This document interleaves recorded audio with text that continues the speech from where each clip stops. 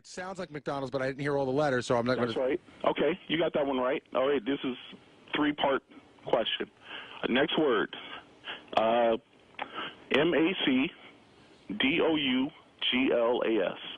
It sounds like McDougal's. Correct. Okay, last one. Here's the trick part. M-A-C. H-I-N-E. H-I-N-E. H-I-N-E.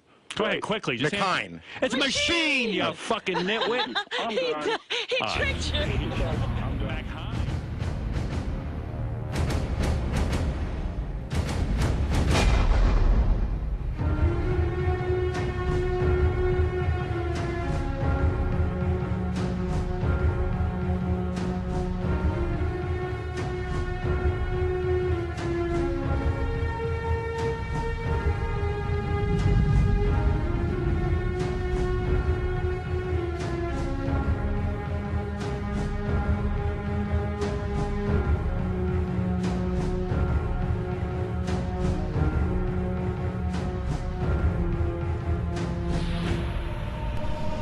You are listening to Nothing Worthwhile with Moody and Groo.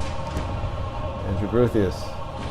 How the Here hell we are are. you? I'm doing great. Have we ever done one of these in Florida? We are currently at our Nothing Worthwhile studios in Coral Springs. Coral Florida. Springs. We did one in Orlando Yes. for WrestleMania. Well, you know what? Sirius Satellite has pumped a lot of money into the show. We have some remote satellite locations that we could broadcast from. And so far we've had studios in Orlando, Coral Springs, Phoenix, New York. I think that's it. Yeah, well, we'll be returning to the New York studios shortly, but Yes. today we are discussing some very important topics, very penetrating topics, giving the serious times, Relevant. Very relevant. the serious topics. times that we live in. Today we're going to be breaking down Terminator 3, and plus we're going to give you some thoughts on WWE and WrestleMania as we head into WrestleMania 35 live in New York City, New York, or technically New Jersey. New Jersey. So first thing I want to ask you, Groo, because we discussed a lot of different movies that we wanted to break down. We really enjoyed the Howard Stern podcast where we broke down a non-wrestling related topic. So why are we fascinated with off-center movie choices like Terminator 3? Why do we like to discuss not the first one or even the second one? Why do we love discussing the third, the fourth in a series? Why are we attracted? Because I am too. Why are we attracted to this kind of a topic? Because I think we take them personally, because we love the franchises, and we're you and I have always been fascinated by the Terminator franchise, by the mythology of it. But, sometimes it's very easy to crap on a sequel that doesn't live up to its previous incarnations. But you and I love to try and find the good things in them. And over time, like Terminator 3, I've always loved, but I do believe it's aged very well. I agree with that. And there are things, and there's some things that just belong to us. So by aging well, I think you're referring to when it came out, the reviews and whatnot were middling, but I think as time has progressed, the movie has gotten back somewhat, some begrudging respect. Probably because the two that followed it were very maligned, and rightly so. Terminator Salvation and Terminator Genesis. Oh, so I think... Don't get me started on Genesis. No, I understand, and I agree with you. But I think because of that, because of those two, that's why some people look back on Terminator 3 and think of it more fondly as sort of a more in line with what they want from a Terminator movie. But I have one quick question for you before we move forward. If James Cameron directed Terminator 3 and it was the same exact movie, do people like it? I think the reviews were the reviews. Mm-hmm. I think that Terminator 3, given everything... Well, okay, so the question is the same exact movie, James Cameron? Same exact movie. No, I'm going to stick with my original thought. I believe the reviews were pretty legit, and I think as time I agree. As time has gone on, and you could step back a little bit from the movie, I think, given the cast, given some of the constraints of the storyline, I do think the movie's aged well and has gotten somewhat of its respect back. And I agree with you that the other movies in the franchise lore were really poor. But if you're asking me, same movie, same exact movie, James Cameron, I think it's probably going to be reviewed similar as at the time, which was middle of the road to a little bit of a disappointment. See, I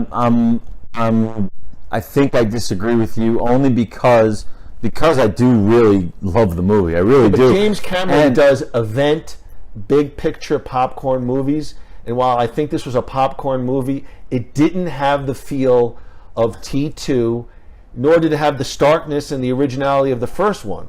All right, it didn't really break any ground. Sure. And every James Cameron movie seems to break some kind of ground. So I'll give you that one. They're a huge event. I mean, it's... Yes. But think about it. I mean, even the original Terminator broke serious ground in the action thriller movie genre.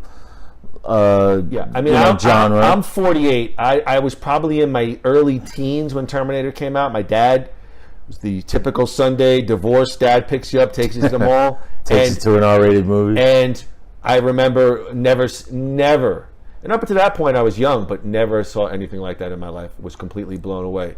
And I think that leads to the backstory. So you have this very original, violent, dystopian sort of sci-fi, scary thriller action movie. T2 sort of morphs into a big picture, popcorn, massive special effects that we had never seen before, with a sort of a feel-good ending. Mm-hmm. And then that leads us to Terminator 3. So you want to get to it? Yeah. All right. So James Cameron had knocked around T3 many times during the 1990s, but did not have a finished script. So the rights to Terminator was owned by Caracal Pictures. They went bankrupt, went into liquidation, and then I guess 50% of the rights were with Gail Ann Hurd, which was Cameron's, I think, ex-wife. One of them. And eventually they hit up Arnold to return the starting role. Cameron did not have the money. Production of Titanic for Fox was way over budget. And wait, so they were kicking around T3 before Titanic? Apparently so, according to the notes that I have. All right.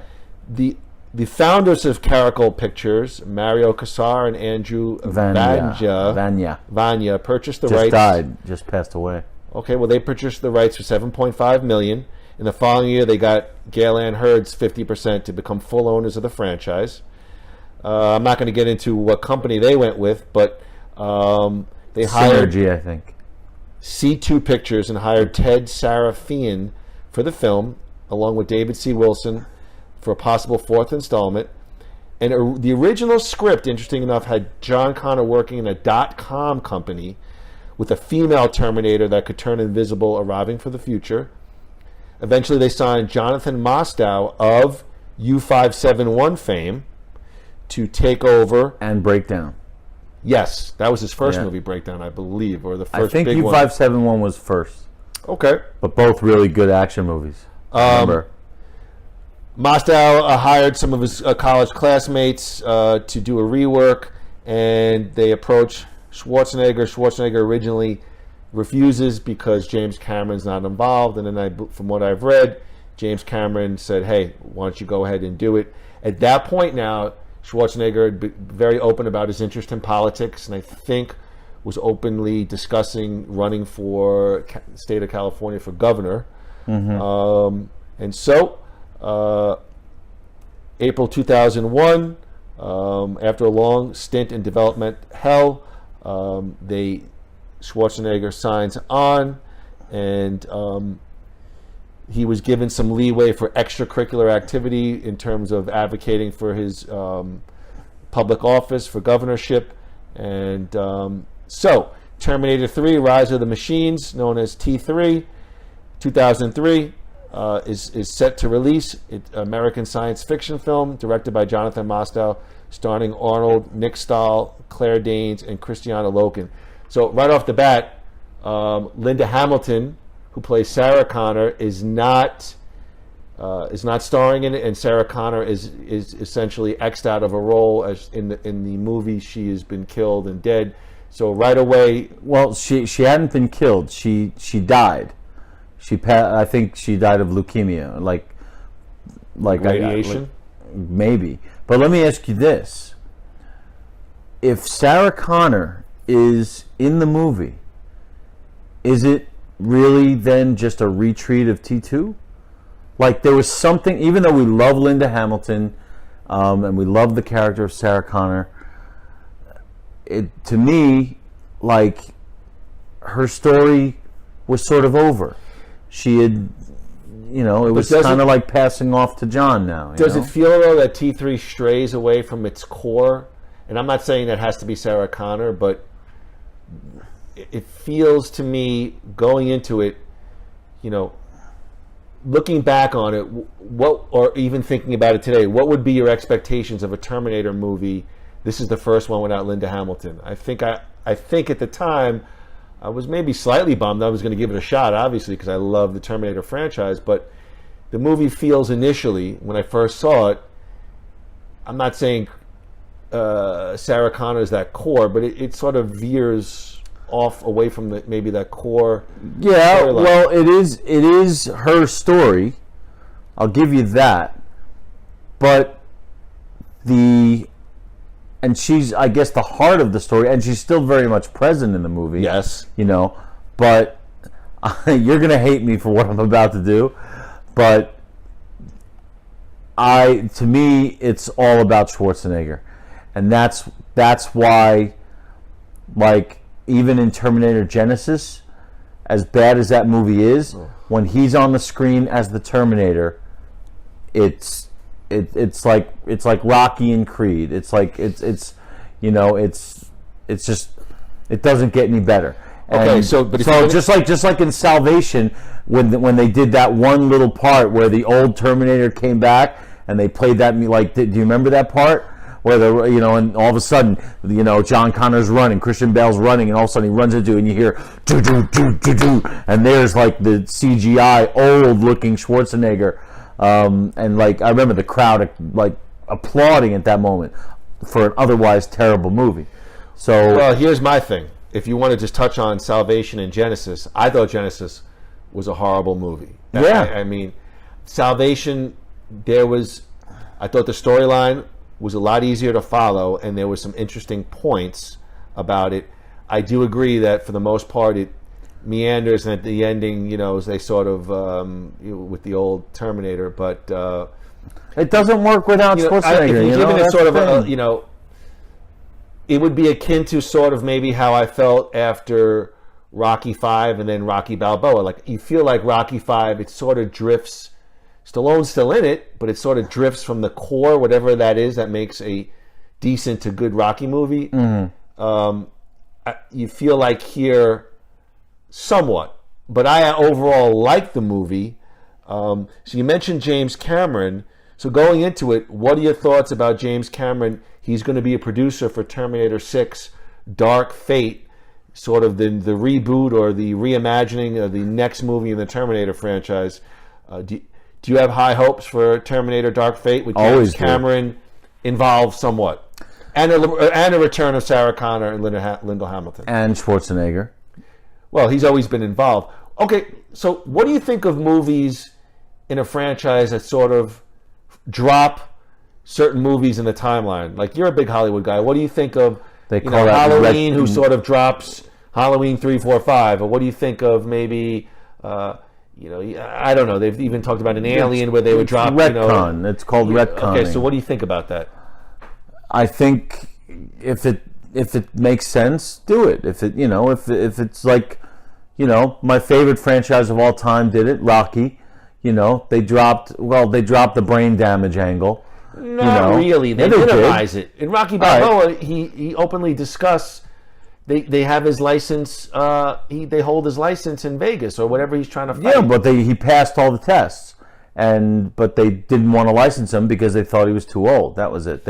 True. I mean, I don't think they drop it. They soften. All right, okay, I'll give you that. But if they, I'm not a huge fan of it. But for Terminator to get Linda Hamilton back, you can discard 3. As much as I love 3, to get Linda Hamilton back in that role, if you have to ignore 3, I'm all for it. And you love 3. I did. Love is a strong word. Yeah, loved it. I remember You walked out of there essentially with the same feeling as 1 and 2? No. 1 scared the hell out of me. You were young. I was young and had that great sex scene. So I was young and horny. But 1 was a horror movie to me. The second one was one of the greatest movies ever made, as far as just the complete package. 3 is not nearly as good as 1 and 2, but you're talking about 2 of the best movies in the genre ever. Yeah. So, but that doesn't mean that there's not room for me to be completely thrilled with how they did Terminator 3, I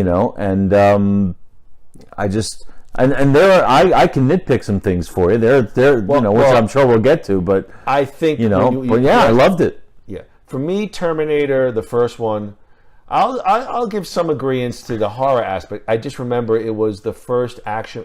It just never stopped. Like, I was exhausted as a young kid leaving that theater. I mean, they were able to really portray the single-minded focus of the it's going to get us. Its mission of killing that person. It absolutely will not stop. Right. Now, the second one, dead. And I don't want to get too much off, but I do feel like, reflecting on it, it's a wonderful big popcorn movie, but I think it strays a little bit with the flipping of Schwarzenegger now as the good guy. Yes. I think critically, I would have liked to seen Arnold again in some variants of the original Terminator, but to me, they were able to write. It made sense to me plot wise, but I always remember thinking that was a little bit of a bailout. Like, now suddenly he's a good guy, But that's where Arnold was going as an actor as well, Do you know? Because I remember hearing about the movie, even though we were very young, hearing about the sequel being made. Do you know if there was ever a point where they were going to have Arnold play both Terminators? I don't, but that's an interesting. That would have been interesting to me. That is as great as Robert Patrick was in T2. That would have been, that would have solved that problem right there. But then it was probably dangerously close to parody, maybe. Well, the plot for T3 is essentially Skynet fails to kill Sarah Connor before her son John Connor was born. Mm-hmm. They also fail to kill John as a child. Skynet now sends another Terminator back in time, known as the TX, which is played by Christiana Loken. Very hot, by the way, in that movie. She pumps up her boobs. Oh, boy. In an attempt to wipe out as many human resistance officers as possible, including John's future wife, Catherine Brewster. Played by Claire Danes. Interesting choice. But not John himself, as his whereabouts are unknown to Skynet. John is kind of go underground. And John's life is placed in danger when the TX finds him while pursuing Kate. And the Resistance has also sent their own Terminator, Arnold Schwarzenegger, back to protect the TX targets. Yeah, what you just said. It's taking it into. It's not a retreat. It's taking it into new territory, and I love the idea that when John Connor says to the Terminator, he says, we stopped it. We destroyed Cyberdyne, and he's like, no, Judgment Day is inevitable. Okay, it's gonna happen. It's just it's just having a different path now. Do you feel that the Terminators are essentially really cool chase movies? Great question, and I'll tell you, I'm not going beyond 3 here because, and let's just think 1, 2, and 3. Aren't they really? They're all chase movies, but here's the thing, okay? The first movie to me is a horror movie at its core.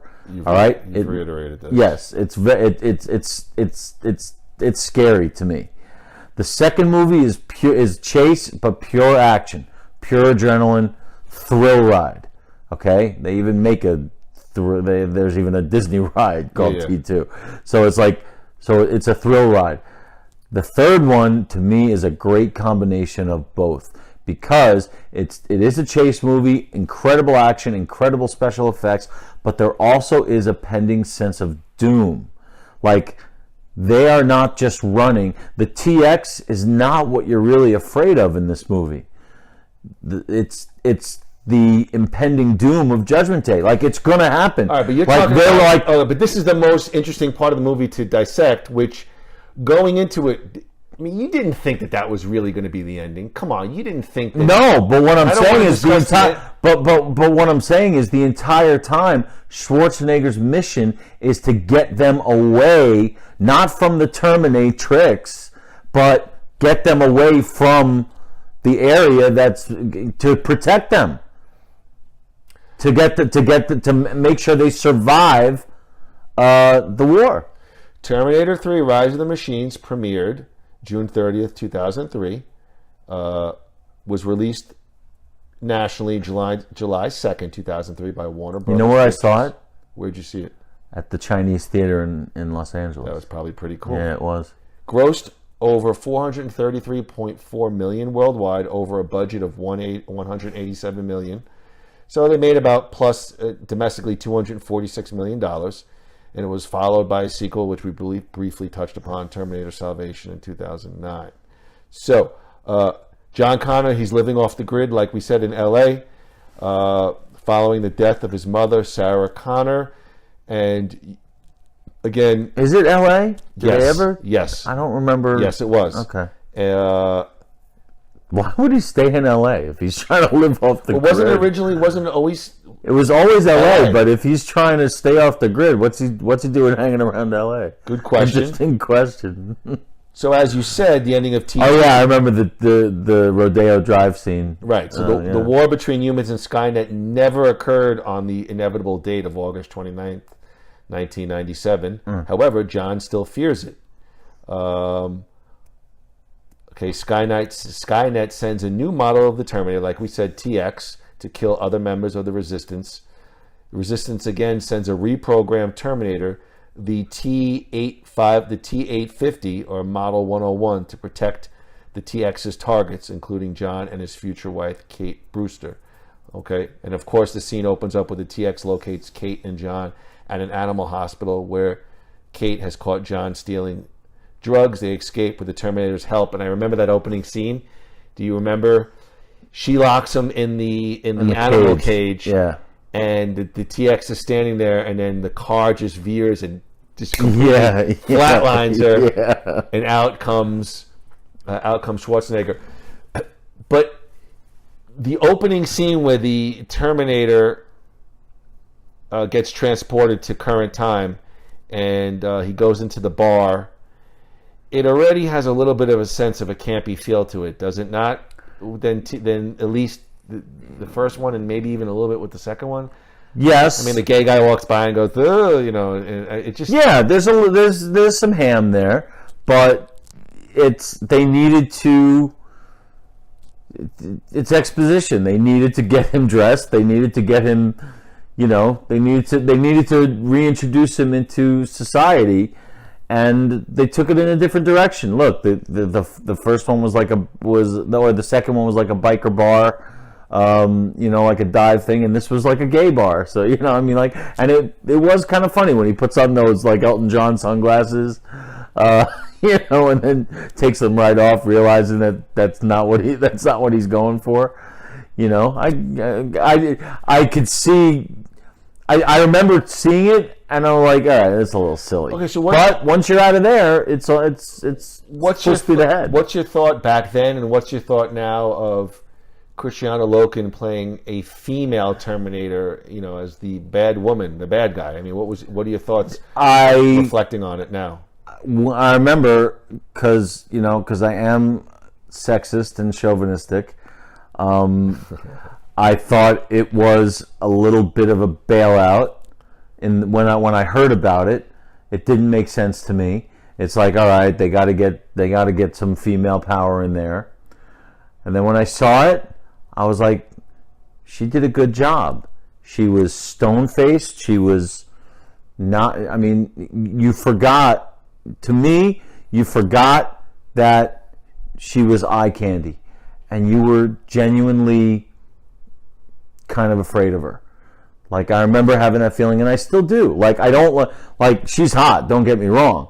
But when I look at her in that movie, I'm not thinking, oh, she's hot. I'm thinking, get the hell away from her. So she did a good job. Yeah. She did. I really think she did as good a job as anybody could have done in that movie. And it's perfect that it was given to someone who was relatively unknown. Any familiar face would have ruined it, I think. I guess, yeah, that was really the only place to go, essentially, with the bad guy Terminator. Yeah. I mean, you had Arnold, and you had sort of a small, thin guy. I guess maybe the next option would have been Large Mars from from Pee Wee Herman. Dark Fate. What are they going to go with? Transgender? Jeez. I don't know. I don't know, but look, Cameron is the king of new ideas, and Well, he's producing. He's not directing. right. But he's putting his name on it, and that's a big thing.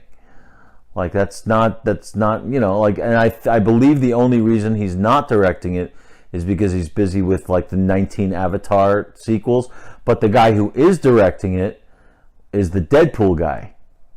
The guy who directed Deadpool. That's interesting. So Tim Miller, I think, is his name. Have you seen any early, like I've seen some early, they've done nothing in terms of a trailer. I've seen nothing. They have had some still shots. I've seen nothing. Yeah, I'm hoping. I'm What? hoping. You describe what you've seen. 'Cause I've There's seen one nothing. photo, you can go online. It's Sarah Connor, a girl, and then it looks like a very manly looking female.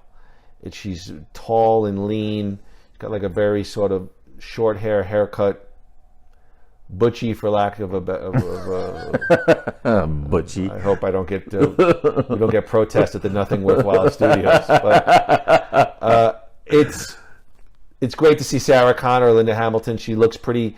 She's older now, but she looks in good shape, lean, and she sort of has that same vibe as She's T2. older now, but she's still running against the wind. Yeah, she's got the the cool sunglasses, and she's got the guns on her back. So But nothing about the plot, right? I absolutely don't know anything about the plot. And so we don't even know if John Connor is part of it. We don't even know if Kyle Reed. We don't know anything. No.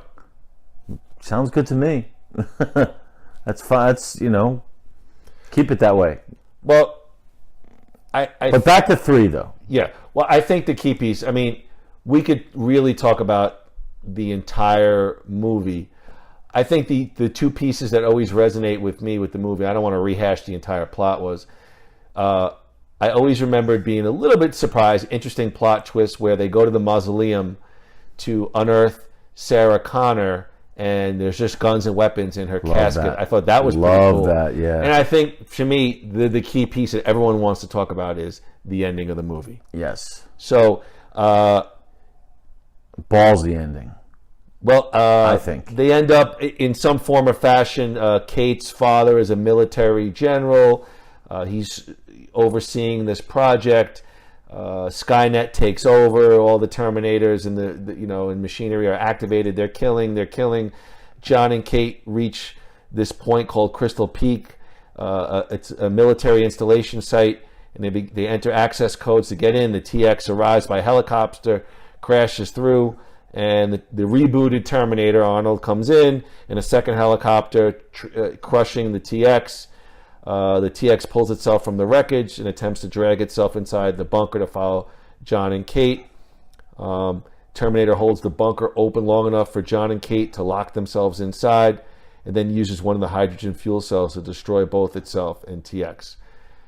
And then we come to realize that it's not a military installation, but a nuclear fallout shelter. Mm-hmm. And you have an ending where they're basically inside a fallout shelter with goods and materials and radios, and they listen to the radios, and you begin to see Judgment Day beginning to happen, and the bombs, and it sort of has this beautiful sort of operatic music behind it, and it almost makes it like a sort of this beautiful, sort of this beauty to all this destruction, and you're left with really the feeling that these might be the only two human survivor, and sort of a very dystopian but beautiful ending. What I liked about it was I'm sort of like my dad. I'm a realism guy. I want my ending to, I know it's Hollywood and I want my ending to be somehow tied into some sort of reality, and to me the ending, I could see it very well happening that way. And so while it's not a feel-good ending, I begrudgingly, creatively I liked it a lot because I thought it fit the story, because eventually, like he said, Judgment Day was going to happen. So at the very end, they have this whole sort of adventure, and it's happening. Yeah, I mean, they basically, I think at the end you realize they've been telling you what the movie, what was going to happen the entire time. Like, he says it in the narration, he's like, the Terminator was trying to tell us. He was trying to warn us. We didn't listen. But here we are, and the war is just beginning. And I do like how they finally, after two movies of telling us, of describing what's going to happen, okay, and then, oh no, I'm let me ask you a question. All right, go ahead. When you watched T3, did you have this foreshadowing, this forbearance, knowing that the ending was going to be No, not at all. Because I didn't either. I had no clue. Now looking at it and looking at the clues, I would say the ending fits. But Yeah. you didn't walk out going, that's kind of a tough ending, or a little bit No, disappointed. I thought I by that time, sad. I don't know. by that time, I was old enough in my, my cerebral phase where I appreciated ambiguous and dark endings. I didn't need Hollywood endings anymore. I loved the fact that they decided to make it downbeat, that they didn't go for, I just felt it was, if I was 10 years younger, I would have been like, wah! Like, oh, what's going to happen now? He's died. Everybody's dead.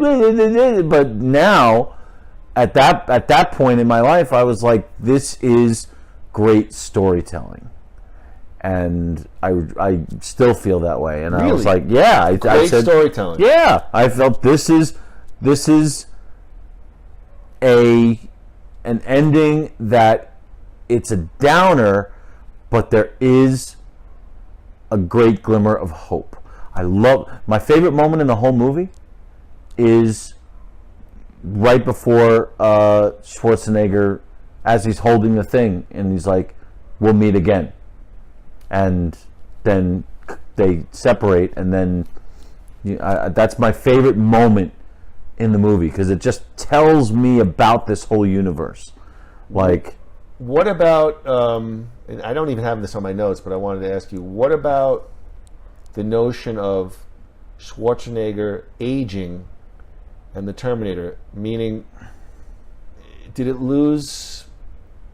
I mean, he's so badass in the first one, and in the second one, he's getting a little older. In the third one, he's clearly, he's. I thought they did a very good job of. Well, obviously, keeping. Are they saying they're gonna write it off as he's in a human endoskeleton and human skin ages? Well, yes, but what you're describing is, I don't see the difference. I mean, even though there is a difference, Terminator 6 is going to be coming out at some point. Arnold Schwarzenegger is going to be over 70-year-old playing a killer or some kind of android robot that's programmed to destroy. Well, James Cameron himself, when he was, for some reason, he was talking about Terminator Genesis and making sense of the fact of why a Terminator can be older. Genesis at all. No, but he did endorse it. Oh, okay, come he on. did. You look it up. Look it up. He endorsed it. Okay, and I remember him being. Not looking that. I hated Genesis. Okay, I'm just saying. The first couple of minutes were hopeful. I'm I just enjoyed saying. the- and it just- I'm just saying he endorsed it, and I remember him giving an interview talking about how it made sense, just like you said, for the Terminator as they spend more time on Earth to age, I which think is what- fine. Okay, but I think what the franchise is trying to do is go to a continual storyline in a universe where now you can begin to bring in younger people and continue the storyline without having to go back to Schwarzenegger. I mean, eventually, age out, and you got to. They've tried, and it hasn't worked. But I'm assuming Dark Fate. You've seen some of this. Well, I've seen the stills. You got some young actors. I'm assuming if you're overseeing it, you want to continue the money making franchise, but at some point you've got to bring in some other names. You can't have Arnold walking around at 90. You're right. You know, as a Terminator. You're right, but the problem you run into. My God! The problem you run into is that unless you did a full-on like remake, okay, start over again, you can't do it without Arnold Schwarzenegger. Why not? Because, well, number one, they've tried. Okay, would you? He's been in every single. Well, he wasn't really in Salvation, and Salvation. I liked the plot Salvation. point. I liked the plot point. Take the title of Terminator off of Salvation, and it's a good movie. Well, it's interesting. What I liked about it was I liked the. I don't think it delivered, but the plot concept of having a Terminator infiltrate the human race. I mean, if you remember, that was the young actor. I forget his name, but he was a Sam Worthington. Yes. Yeah. To me, that was different. I don't think it delivered, and of course, I love the ending. Christian Bale to me overacted. It was just, Oh, good for you. Yeah, I mean, I think Genesis, when they started messing around with John Connor, just completely lost it for me. Yes, that was some whoever thought of that. There's some sacred icons that you just. Let me ask you this though. But I like adventurous storytelling. Yeah. Like for example, here's my thing, real quick, and then I want to hear your question. Okay. It's a similar thing. Would you go see Creed without Schwarzenegger? Would you continue to see the Creed story without Rocky? If Rocky's not in it? I don't think so. Interesting. I don't think so. I'm not sure I would. Because Rocky just lights up the screen, and when he's not there, you miss him. It's not. Did you not enjoy Michael B. Jordan as Creed's son? I did, but Rocky is the elephant in the room. It's the Rocky franchise, and I would say this: if the buzz was poor, I wouldn't go. If the buzz was good, I should. Hey, a great movie is a great movie. So the answer is yes. So if they had a great script, are you telling me 4 or 5 years from now somehow there's another Terminator movie without Schwarzenegger, you would not see it? If it's a great movie, I'd see it. Oh, it's a different answer. You told me you if wouldn't it's a great, yeah, but I just don't. It's like, do I want to see? It's I'll give you a great example. I saw Solo, a Star Wars story. I watched it on Netflix. I was disappointed I never connected. Not a bad movie, but the ghost of Harrison Ford ruins it. You take the Star Wars out of it, you change the name, you change the character or the name of the character, and it's a great space adventure. Okay, but it really is. Then why does Rogue One and the other ones, they seem to resonate a little bit more? Because Rogue One has number one, Rogue One had the added novelty of Darth Vader, even though not that much. But I'm not trying. Rogue One was a direct connection to the Star Wars storyline. Okay, literally, the plot of Rogue One is the opening crawl of A New Hope. So you want to see, like, every moment in that movie. You can't wait to see how is this going to end. Like, literally, you want to see it end right before Darth Vader walks onto that ship when he appears in the very first Star Wars.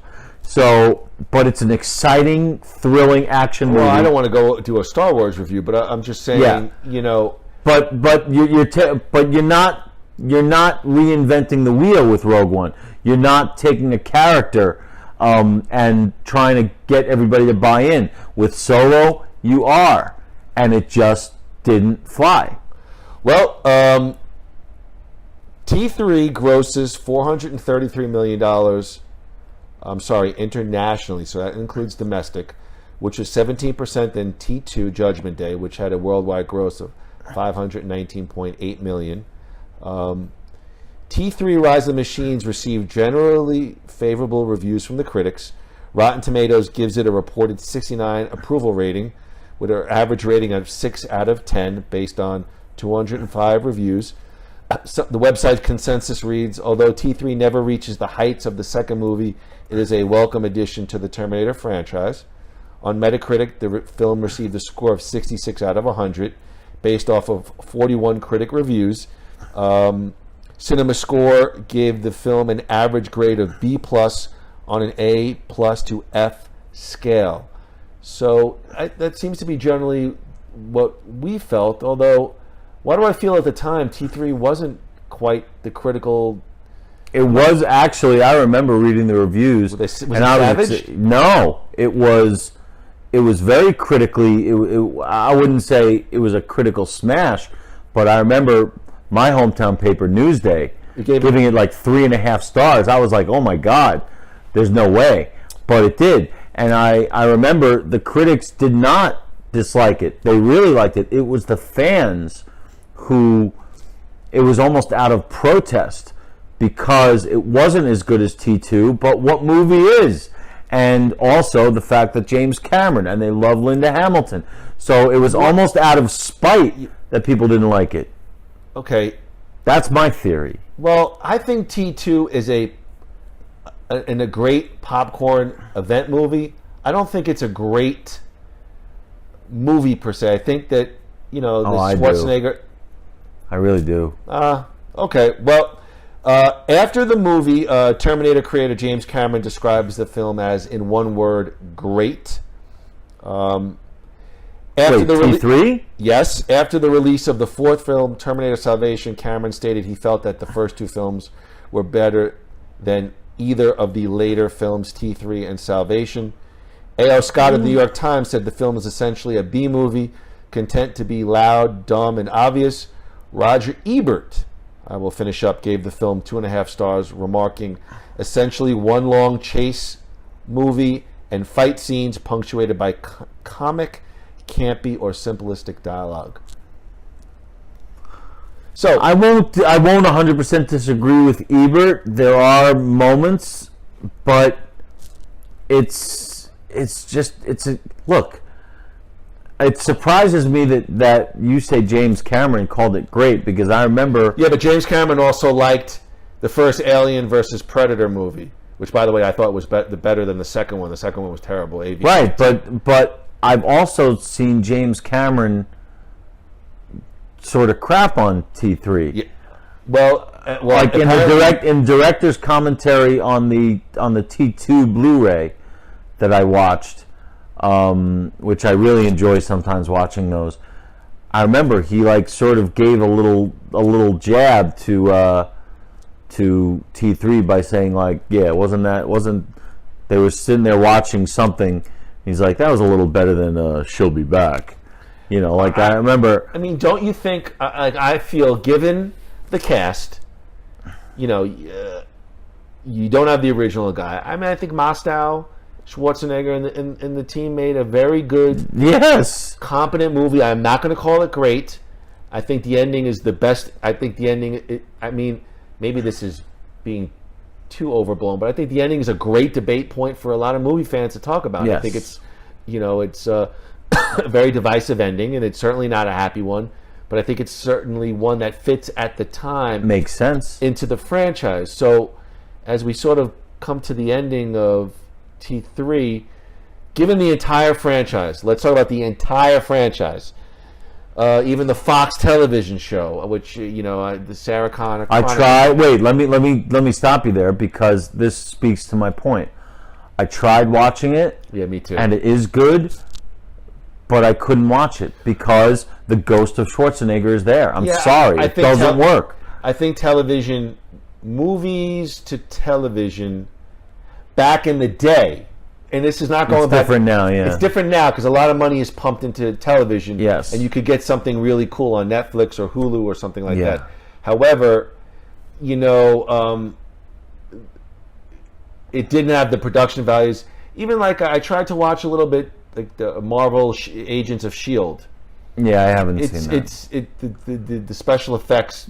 Yeah, but to me, it was just the absence of the essence of Terminator. All right, so right here, right now, thoughts on the entire Terminator franchise. Well, first, there was a question I wanted Lord. to ask you. Trying to No. spin this tapestry. You wanted to hear my question. Go ahead, I wanted to apologize. ask Go. about Terminator Genesis. So did I. I remember arguing with you. You're like, it's not that bad. I'm like, I hated it from the once they messed with John Connor. Well, let me ask you. I remember. So Real quick, I'll just do this. I remember the opening scene being really excited, and the notion of there being a father Terminator piqued my interest. Just like in Salvation, sort of a Terminator infiltrating the humankind. And then they just lost me. Too many plot twists, and I just I didn't care anymore. But to me, here's what killed it. Okay? It wasn't so much the plot twist, it was two things. Number one, they revealed that the plot twist with John Connor in the trailer. All right? Bad idea. Yeah. Okay? That's number one. Number two, I feel that it was very, very poorly cast. Okay? The guy who played John Connor he's not did even a terrible job. My dad. The guy, they're really trying to make us believe that this guy is Michael Bain. What's his name? Jai Courtney, franchise killer, killed the Die Hard franchise. You hate him. I mean, he's a young, athletic-looking guy. Okay, but guess what? Kyle Reese was not a young, athletic-looking guy. He was beaten down, I mean. That was bad. In the first Terminator and even Salvation, he's a small Finnish kind of guy. Yes. So all of a sudden he's a big buff, Australian fake, accent, fake English, fake American accent. Didn't work. Did you like him in Godzilla? I don't remember Godzilla. Okay, go. But and Emilia Clarke just is not Linda Hamilton. Sorry. Don't recast the role because it's not working. But I was interested when she came in and said, "Come with me if you want to live." I mean, it was the beginning of the movie. I had a lot of hope. I agree with you about it was like Friends does the Terminator. That's a good one. I have a cappuccino. Yeah. Everybody's got to be pretty. Everybody's got to... Come on. Let's be real. That's what I love about T3. Claire Danes, a terrific actress. Well, Nick not a sex symbol. No, but she's a good-looking woman. Yes, but you don't look at her and be like, oh my God, she's hot. I think Nick Stahl was a good... Because he's sort of he's not a handsome guy. He's not an athletic guy. He's a skinny... Yes, he did I thought he did a great job. Well, there is rumors of a possible Edward Furlong cameo in Dark Fate. I mean, Edward Furlong was in a couple of bad B movies, and I think he's on TMZ. Isn't he in jail? Arrested every other week for some drug overdose. Well, I have high hopes because if it's under the supervision, not the direction, but the supervision of James Cameron, I'm. You mean you very didn't optimistic. say, wow, for Genesis, you didn't go, wow, Emilia Clarke, John Connor, who looks like Mitch Moody, and the 7-year-old Arnold Schwarzenegger? Where do I sign up? Let me see this with gray hair. I will tell you this, though. You said something about Cameron as producer. Does that mean anything? And I'll tell you what I know based on my limited experience in the movie business. Go ahead. Producers are very hands-on. Okay, it's good to know. Even though they're not there every single day, especially these days with the way the internet works, they watch the dailies every day because they're sent to them immediately. Like whatever's filmed that day, they'll be able to send it to Cameron via computer, and he'll be able to see it every day, whether he's there or not. And if he's not liking what's going on, he will get his ass right there and change it. That's what producers do. I've seen them do it. I've seen Jerry Bruckheimer do it when I worked on National Treasure. I remember they were having issues, and Bruckheimer was like right there. So just because he's not directing it, I'm good with him producing it. And the director is just like Jonathan Mostow has shown that he can do it. Okay, Mostow made two Deadpool movies have been fantastic. Yes, and if you look at the director of Terminator Salvation was MCG, Yeah, who McG. was that He did the Charlie Angels movies. he was a Hollywood hack. Okay, he's just Wow. yeah, just like Coming big- out of the box, strong. yeah, he's he's just like he's not known for his just and then the It's funny guy you who mention directed Hollywood Hack. That's my wrestling name. and the guy 5'10", and the guy 210, Hollywood Hack. and the guy who directed Ooh. and the guy who directed Genesis was like Alan Taylor, something from TV, something. I thought it It's was like, you Padgham. Yeah. but at least we know that the guy doing the new Terminator is someone who has a proven track record. And We must save everyone from the Terminator. This song is No Son of Mine. yeah, no, son. Yeah, oh, I love that song. Again, so up to this point, thoughts on the entire Terminator franchise? It's one of the best stories ever written for film. I really do believe that. I think it was way ahead of its time. We have caught up a little bit as far as artificial intelligence, and it's almost frightening to see the control that artificial intelligence and devices and machines have over people. Thinking back to if you live in the Terminator universe, this is what got us in trouble in the first place. Like, you look at that and our dependence on machines and our fascination with technology is what made all that fictional stuff happen. Well, guess what? We're headed in that direction. And I don't disagree with you. And I think there's an Apple is Skynet. I've said that for a while. That is so deep. Yeah. We're going to said cut it this here. podcast. We're going to go shut down the headquarters of Apple. As we record this on an Apple phone. And I agree with you that it's a great story, but you don't think... I mean, don't you feel it's almost the tale of two franchises? I mean, it came out the box so strong, and they've really flagged these last couple of movies. And I think, maybe overall, even with T3 a little bit, it's been on a pretty severe downslope. But isn't that the story of just about every franchise? Well, here's my point.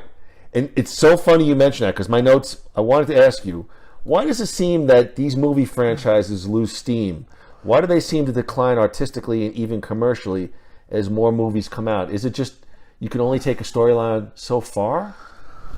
And then are you just trying to go for past glory? I think sometimes I think sometimes they might not even set out to make a great movie.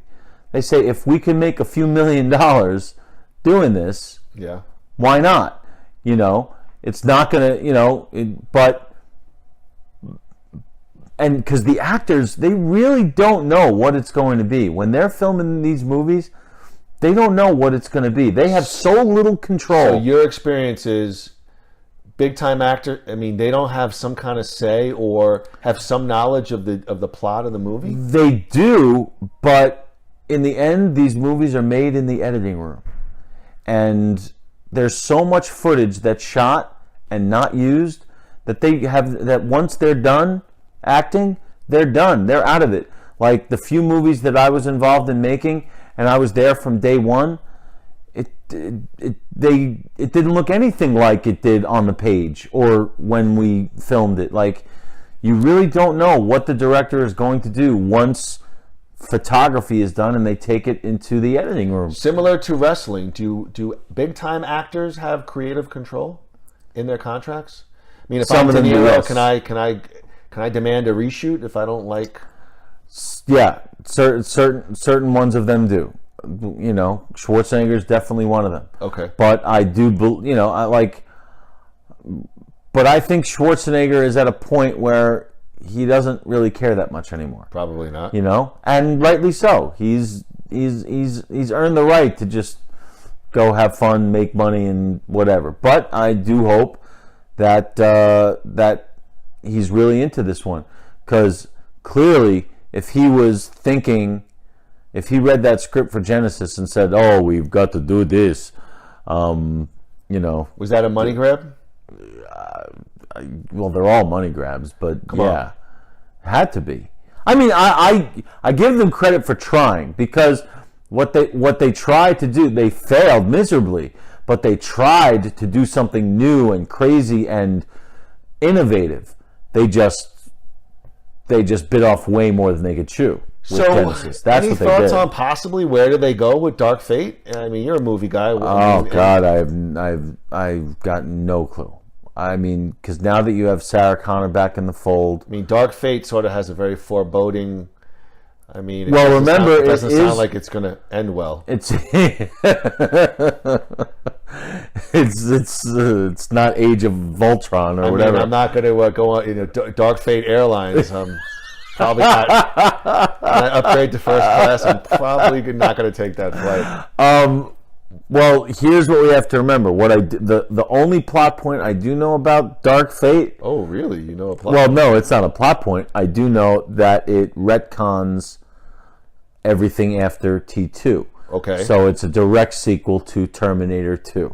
So we know that the if we get Terminator- rid of Terminator 3, then this happens before Judgment Day. So going back So- to T3, how do they explain?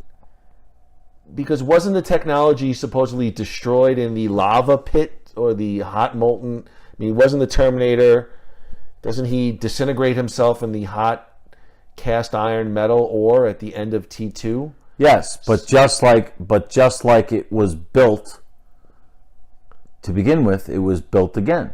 Okay. It was different technology. Did he ever address that in T3? I don't remember. Or was it that the what's his name, the creator, Miles Dyson. did he not have that technology? And No. then he dies in T2. But Right, the they blew up Cyberdyne. They threw the chips away.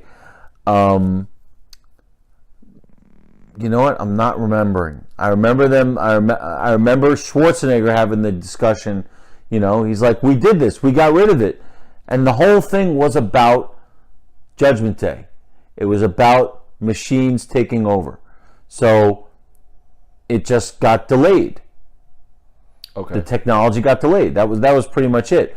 Kind of flimsy for a plot point, but then again, if you're gonna do it once, Yeah. who said you can't do it again? I think Terminator, like most typical franchises, I think it's almost a tale of two franchises. I think the first two are just, for way different reasons, amazing movies. I think T3 is very solid, but I think I would be denying my truth if you don't say, at least in my truth, that it's beginning to show signs of wear and tear, and and I guess for me, I'm always attracted to. We always talk about this. I always say, I'm always attracted to the third, the fourth. I always say I'd love to talk about Starship. I'm not interested in talking about Jefferson Airplane. Yeah. Stars. What interests us is the stuff that's not covered. Yeah, you're starting to see some signs of flagging, and how do they sort of keep the machine going and try to squeeze as much creative juices out of it. I think Salvation. I liked, did not love it, but clearly it wasn't up to par. And in Genesis, I just it completely whiffed from me. Yeah. So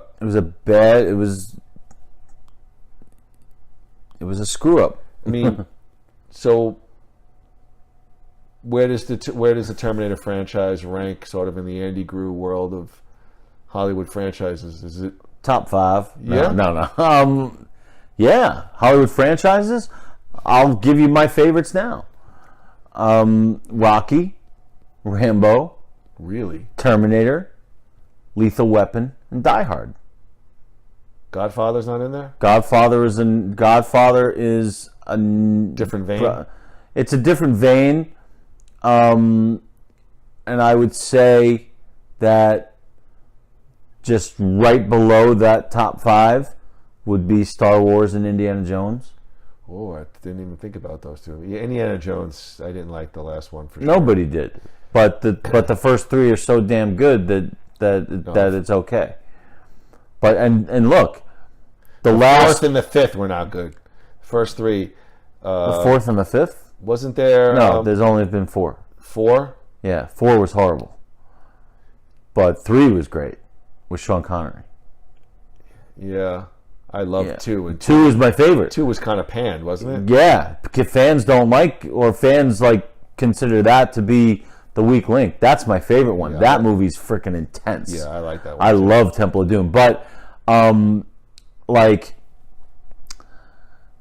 Terminator is I'm all about. I love reading stuff about it.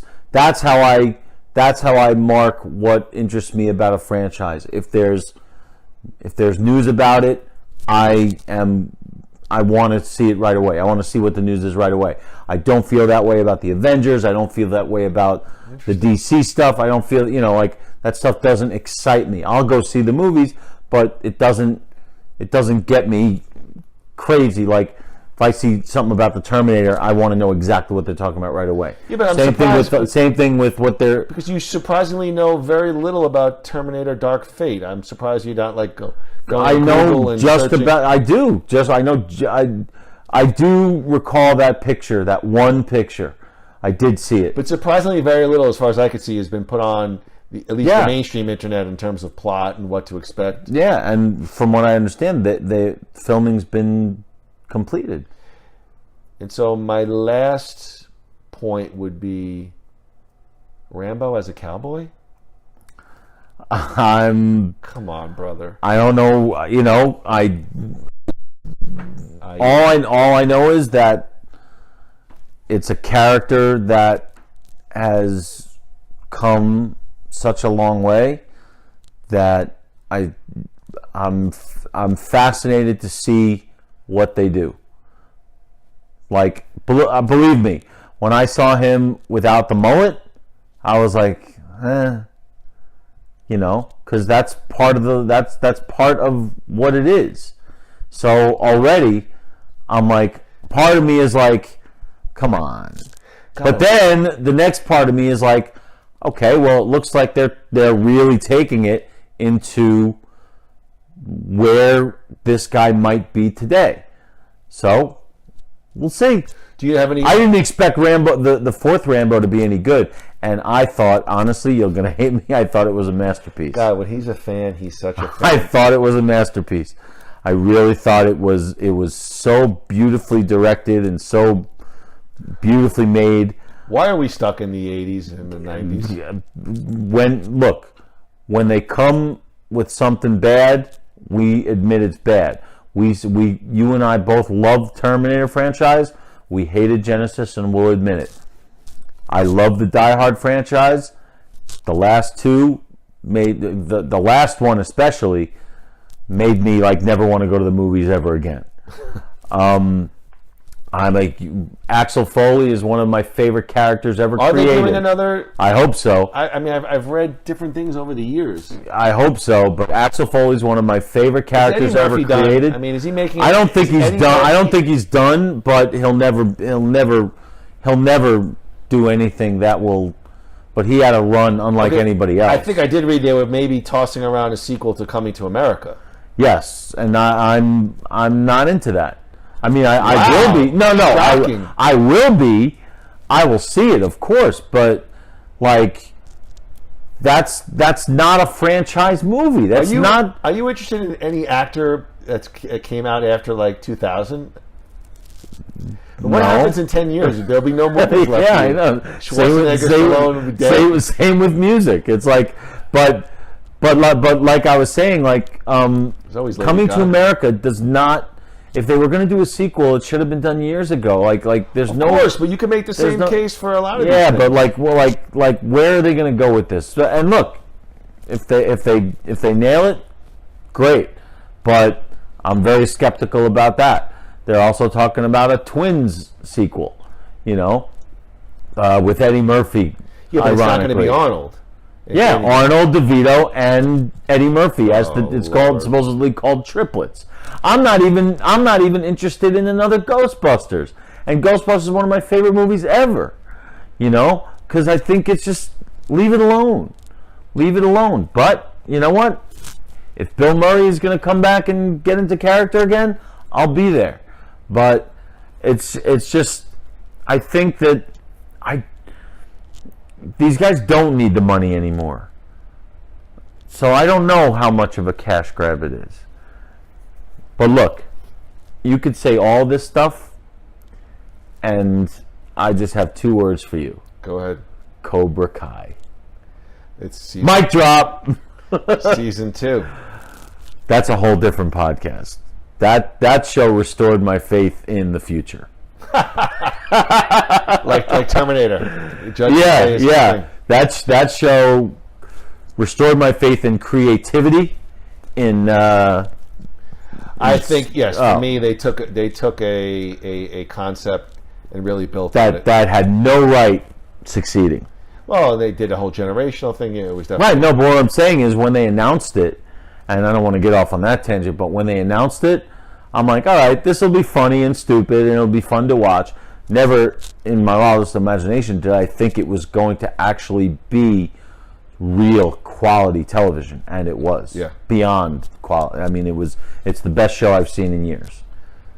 All right, you want to talk about the lead up to WrestleMania 35? Yes. All right. Why provide a segue? Let's just go right to it. All right. So today, what is today's date? Today's date is March 18th. March 18th. So WrestleMania, I think, is April 7th or April 8th. So we're less than a month away. So I just wrote some bullet points. Right now, as of today, no John Cena, no Undertaker yet. Any thoughts about that? I think that the Undertaker won't be a part of it. I don't think he should be. I think the thing in Saudi Arabia showed that I think maybe he's just really done. I think it's time. You know, he's had 5 farewell matches. I don't need to see him anymore. Do you? And who? Surprisingly, well, there's been some subtle rumors against Finn Balor. Maybe Finn is in his Why? As his demon character. Oh, the only one I'd be interested in is would be like a Bray Wyatt. Yeah, apparently I don't know. He keeps on tweeting that he's coming back. That's the only one that kind of makes sense. Are you okay with no John Cena? That I don't. No, he should be, and I think he will be. I don't know in what capacity. Well, right now the big rumor is he would be Kurt Angle's opponent for his retirement match at WrestleMania. So actually, we could watch Raw after this and see if they've announced already officially that Kurt will have his final match at this year's WrestleMania. So interestingly enough, that's a pretty big deal for us to see. Now we thought we saw the Undertaker's final match against Roman Reigns, but they're talking about.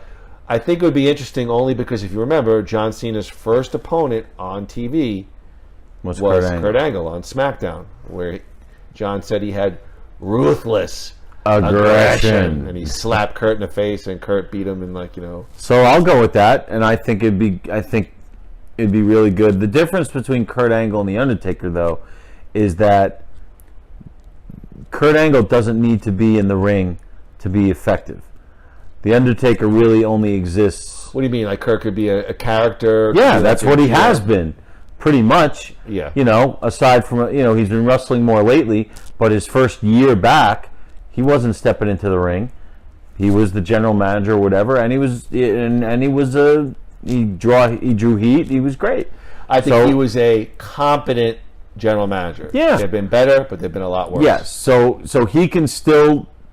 He doesn't need to wrestle to be an effective part of the company. I think the Undertaker is either in the ring or he's not around at all. I mean, what's he going to color commentary? My God.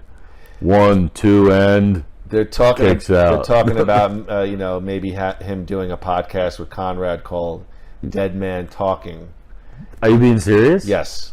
But That'd be great. Because the funny thing about him, he's never really spoken before. So no, but I've seen him out of character, and he does only briefly, but he does have a personality. Yes. So I'd be very interested. I would love that. That'd be great. So let's talk about some of the behind-the-scenes changes in the WWE leading up to this. So first thing is, obviously, Bruce Pritchard back to WWE Creative. Yes. What are your thoughts on that? You noticed any changes yet? I noticed something right away. The Raw after he came back, it was at the Ric Flair 70th birthday thing with the Batista. Think that might have been the first or second. Yeah, so it piqued interest. I feel the shows have been better since, and I don't know if that's because of Bruce. I don't know what he's been doing. He's been very tight-lipped about, at least on his podcast, about what he's. They only mentioned it one time, and the new podcast they don't even talk about WWE. Yeah, I mean, I'm guessing he's just there as sort of a creative consultant, and maybe filling in gaps or whatever. But the product has been better. Maybe I'm just looking at it through the lens of Pritchard's back. So you have Jeff Jarrett now is moved from producer to, some people say he's really now third or fourth in line as one of the most powerful guys. He's on creative, maybe even behind Triple H.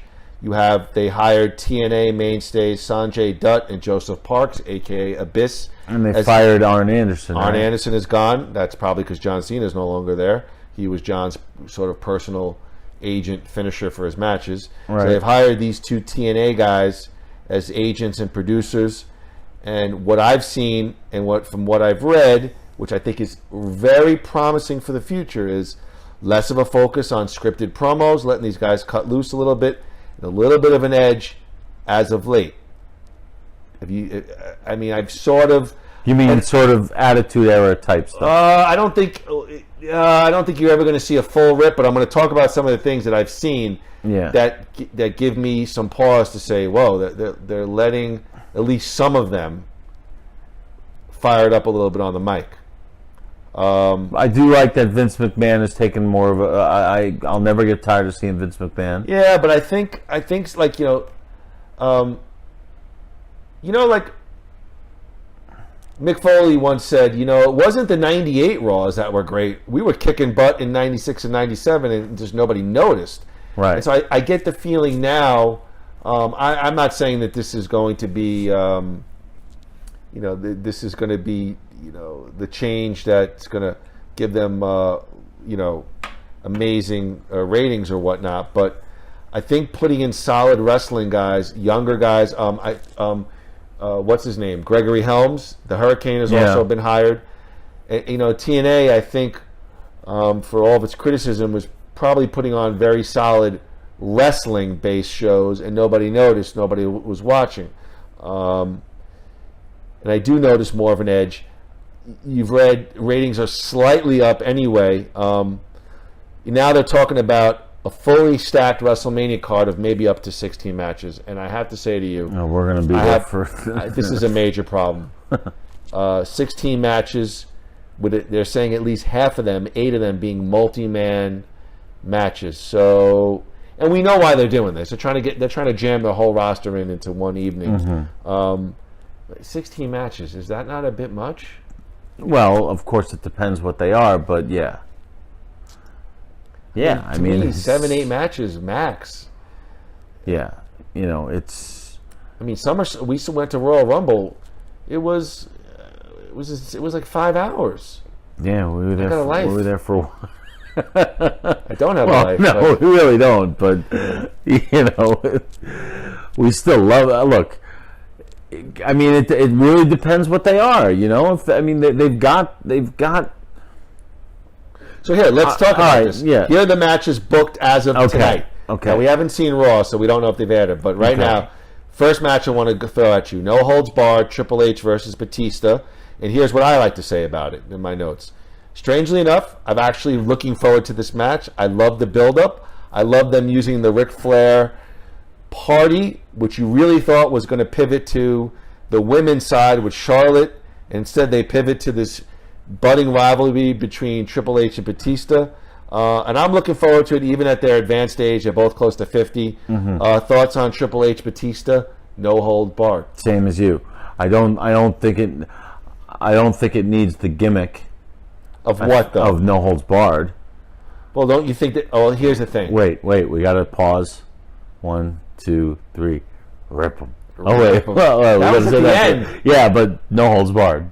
Oh, gotcha. You don't think that that's sort of a shield, so to speak? They're older. Maybe you make it a schmazzy, they're flying out of the ring, a couple of chair shots, tables to sort of mask that they're a little older and maybe they can't go for 20 minutes plus in the ring. Okay. Maybe? Maybe. That makes sense. I just don't want it to be one of those like false count anywhere kind of. No, but don't you think creatively that was a pretty interesting call? Oh yeah, 100%. I didn't expect and it that was coming. surprising. Yes. That had Bruce written all over it. That had Pritchard written all over it. Well, I just think it definitely was a surprise. Yes. And I think putting Batista as the villain, it's where he feels the most comfortable. I think the fans want to boo him, and I think that's where it's probably their best. And now he's a legit movie star.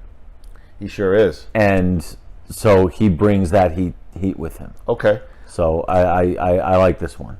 All right. Booked AJ Styles versus Randy Orton. And again, this was a match I kind of felt initially was filler, but I don't know if you saw last week's SmackDown. They cut real personal promos on each other, with Randy again doing sort of a John Cena. I was here in the major leagues all that time, winning championships, while you were fighting in gyms and bingo halls across the country as an indie darling, and I couldn't, they really cut some personal stuff on them, and then basically, AJ said, well, if I didn't have my They started daddy's, making out in the ring. they did not. I think that's where you might have wanted them to go with it, but AJ basically said, this is not gold dust. This is not gay porn. But then AJ basically said, I didn't have my daddy to kind of put me under his wing in the WWE. Did Randy put a cast on? And He did not, but let's try to stay focused here. I actually love the setup. I think what they're kind of trying to do is one of the best from the WWE against one of the best from the indie, from the other world. And actually, this, I think, match could steal the show. I actually have not been much of a Randy Orton fan, but he really ripped on AJ, so I'm interested in this match. Thoughts on AJ Styles, Randy same Orton? as you. First hatched, I was like, snooze. But after seeing that storytelling, that's what Pritchard's always talking about on that podcast, tells a great story. Before, when they announced the match, there was no story there. Now you got a story. Okay. And I'm sold for that one, because I'm not a fan of either of them, believe it or not. But you put in two guys who can wrestle and tell a great story, I think you've got something. I know, and I've never liked him. And he's still under 40. He's 39 And I've never really liked him. He's always just, he's very downbeat. He's just like not, I don't know. There's something about him that just that I'm not a huge fan of his. I know he's very talented. I know he's a great wrestler. AJ is one of the best wrestlers ever, but there's more to wrestling than just wrestling. And now, with what they did, I'm starting to see things that I've been wanting to see from both of them for years. They cut a pretty intense promo on each other. So now you've got something. So I am sold on this match. And breaking I'm looking news, forward to AJ it. Styles did sign a new contract with the WWE. They announced it tonight, so I guess he's with them for another 3 years. I think that's important as they sort of position themselves against this AEW. We'll talk about that another time. So up next, and we caught a little bit of a wind of it this evening, Brock Lesnar, your Universal Champ, versus Seth Rollins. And here's the thing. Stay with me now. Your ADHD is... No, I'm watching The Fly. Whatever. Yes, the fly is on the other screen of the movie. Look, I'm sure it's going to be a good match. Seth Rollins never wrestles in a bad match. But I'm somewhat I'm somewhat blah on this one. And again, I do think Brock, if it was Brock, Finn Balor, the real small guys he seems to really work well with. We seem to think every year that it's going to be the final Brock Lesnar run, yet he seemingly hangs on for yet another year. I'm not down on this match, but I'm looking forward to other matches a lot more.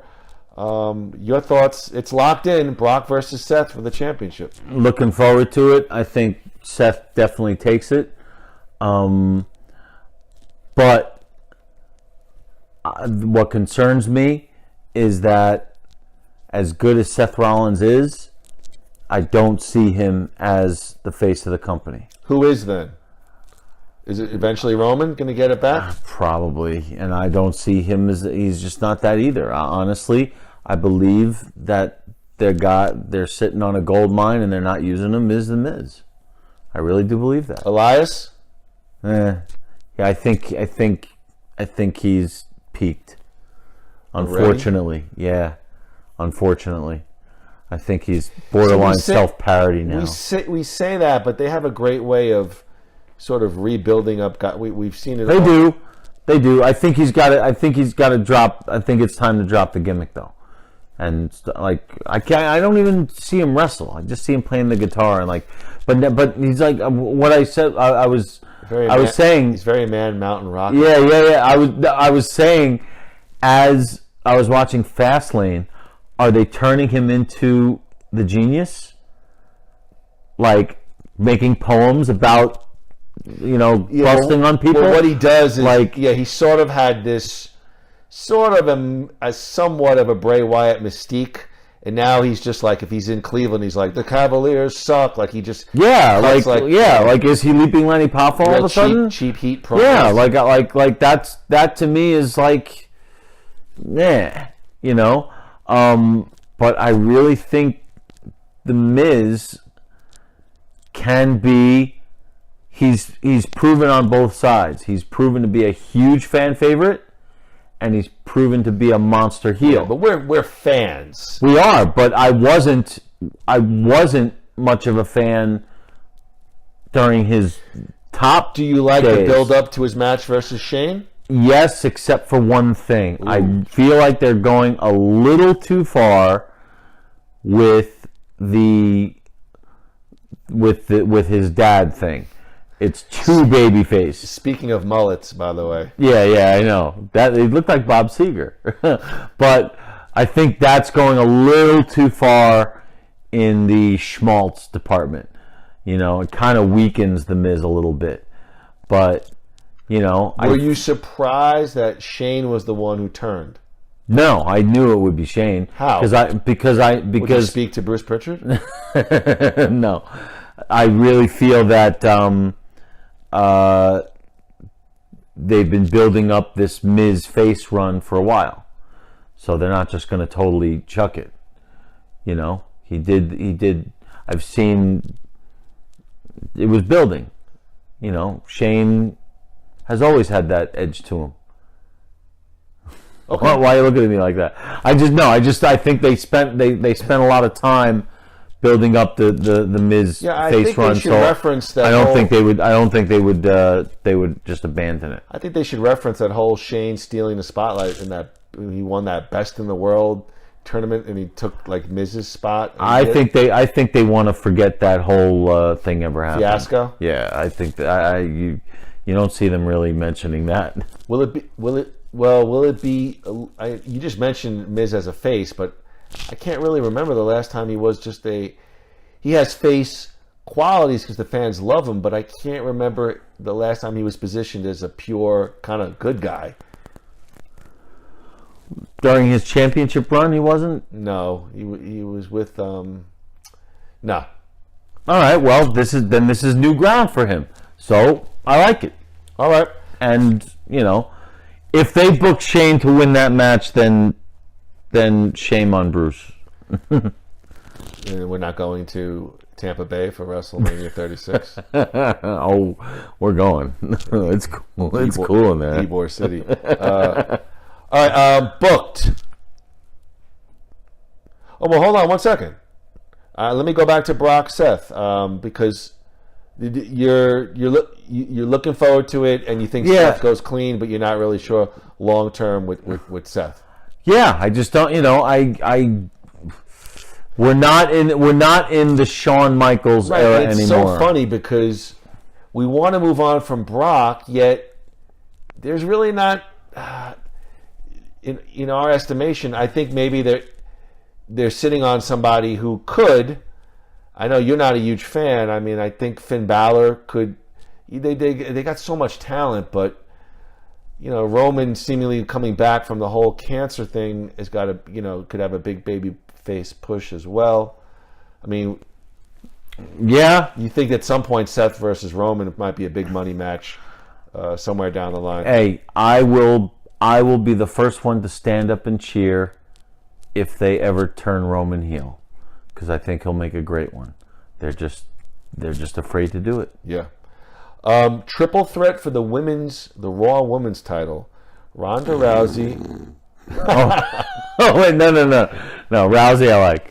And you had something to tell me. Ronda Rousey versus Charlotte Flair versus Becky Lynch. So let me read you some of my notes. I mean, obviously, I think the man Becky Lynch is going to win. Just like you said, Seth all the way. I think it's in the cards for Becky to win. I think they're positioning Becky to be the Stone Cold of the women's division. With that being said, I think the least interesting part going into this match has been the most interesting part now, which is I've loved this Ronda Rousey heel turn. Yes, where she's non-kayfabing everything. She's a bad girl. She's let it rip on the mic and in social media. She's no-selling, not the WWE, but pro wrestling in general. Yes, she's I saying, like that. Letting everyone know that in a fair fight, she would kick both their asses, and real quick, they wouldn't last 2 minutes with her. And I think this is maybe, if you talk about Pritchard, some of these changes behind the scenes, they're reading the crowd correctly and making the necessary character change. Ronda, when she first came in, she was sort of the smiling, handshaking, good girl on the way down to the ring, and now she's morphed into this badass that she should have been right off the bat. I think they positioned Charlotte Flair kind of in the shadows of the whole thing, as she's sort of the standard bearer of wrestling excellence, who sort of is scared to fight both of them one-on-one. If anything, I'm a little bit played out with the Beckel ankle injury. Like, all right, you've been hurt for like a month now. You could stop limping. But I fully expect Becky to go over. I think Ronda goes away for a while after WrestleMania to do her thing, her family, or whatever it is, or just to go away. So I think this is the match. I think this closes the show. I think there's been some ebbs and some flows, but if anything, it's not been Becky. It's been Ronda that I think has really sort of sustained the heat. Yeah, I agree. But going into it, I thought that was the least interesting part, and it's turned out that Ronda, to me, is now the most interesting part. We still have a month to go, but what are your thoughts on the women's triple threat? Because of what Ronda has done, now I'm into it. I don't know. You're so into it. You're on. We're watching on demand. No, I'm trying to get to Raw. I'm watching an infomercial about Bissell vacuum cleaner. No, I think Ronda has sold the hell out of this angle. I do think that Becky takes it, without a doubt. They've been building her up, 100%, and rightly so. I do agree that I've had it with the. What if the angle really is, speaking of which, what if the angle is really Becky is like faking the injury? She comes out the heel and wins. She's been faking this injury the whole time. Well, I don't think that's I would love that. I don't think that's a heel move, and I mean it's a heel move, but she's going to get a tremendous amount of applause. I mean, I think, she has the crutches. wasn't that's Well, sort of Charlotte is Charlotte is a did it heel, right? before. About 9 or 10 years ago, when I was in Arizona for WrestleMania, if you remember the Bret Hart versus Mr. McMahon match, where Bret had the cast on his leg, Yes. and then when he signed the contract, he took the cast right off and beat Mr. McMahon with the cast. So they've done that before. Yeah. Do you think this is the last match of the night? And if not, is it Brock versus Seth, the final match? I don't think they're quite ready to end it wow. with a women's match yet. I think it's got to end with the world title with Brock Lesnar. And Would you be disappointed if it ends with the women's match? No, because we could leave early. No, Very- no, it doesn't. You know what? It's a very Shatner-esque response. You know what? At the end of the day, it doesn't matter. It really, to me, it doesn't matter. It's all in the execution. Look, they've already been lambasted in the past.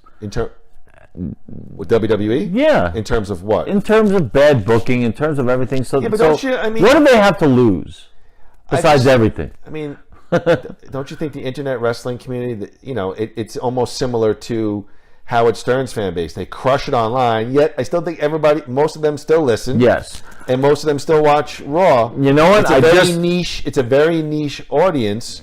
But there's no days off. I mean, I'll kill it when they really make a faux pas, but for the most part, You know what? I just changed my mind. The WWE does the moment better than any other entertainment Agreed. And aspect that I could think of. And I'll go one further. I think the best way that they could stave off criticism is to end with the women. Yeah, but do you think that that's because it's just like the Me Too movement, and Maybe. they're going to look really good politically if they let the women finish the card? Maybe.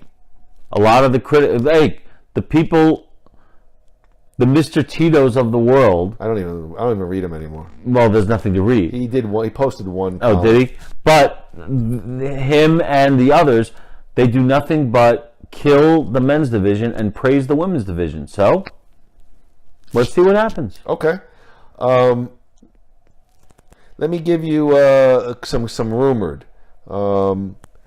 Rumored 4-way women's tag. I know you're not following too much, but you have Women in 4-way. I'm all for that. you have the Boston Hub. Oh, you're talking about a match. Yeah, the women's tag I champ, thought we were Sasha talking about Banks. Oh well, that was Diamond Dolls. Yes, that was my DVD I have in the rental car.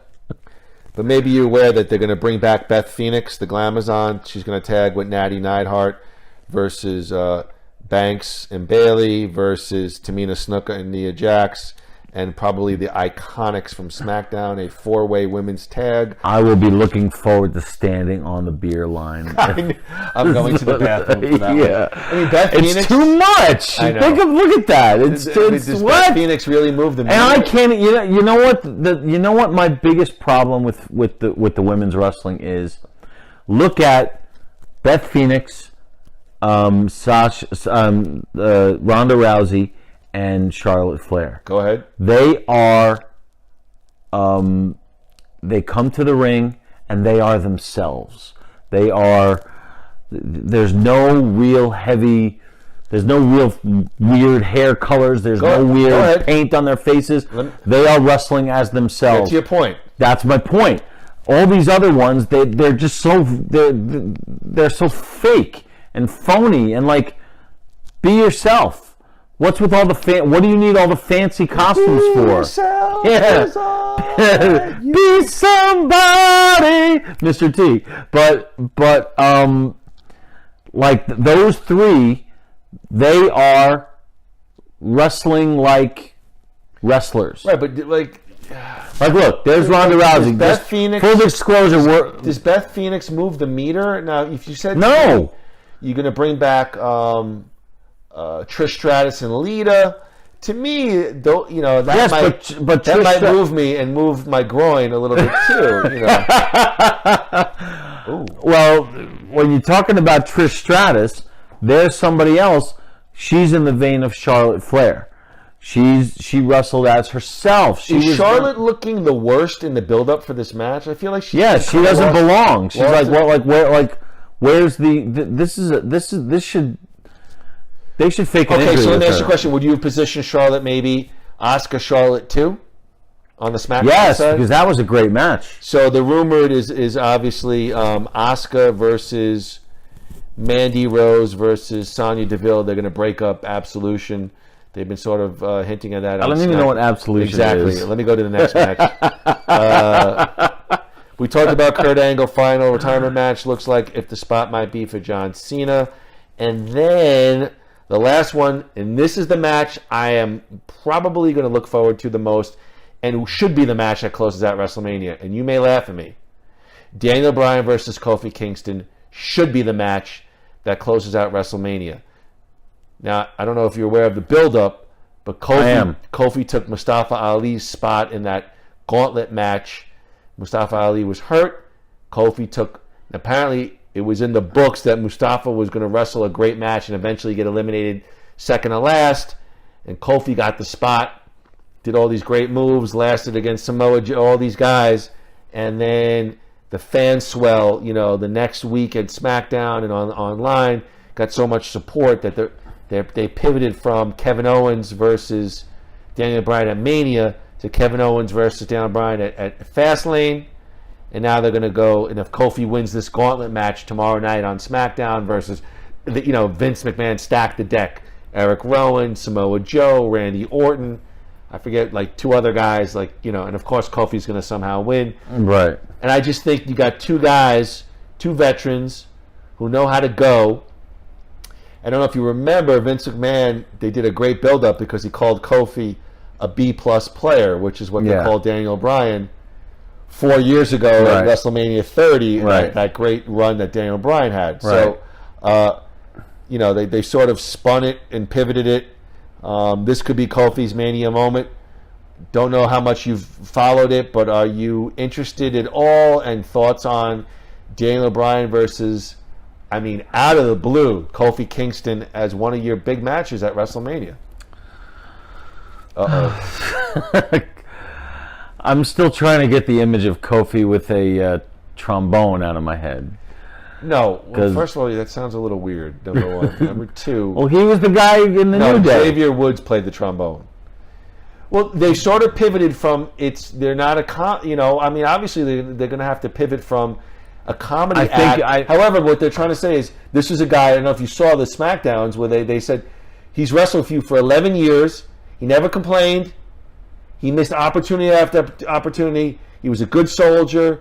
He jobbed. He got over. Royal Rumble, all these amazing moments.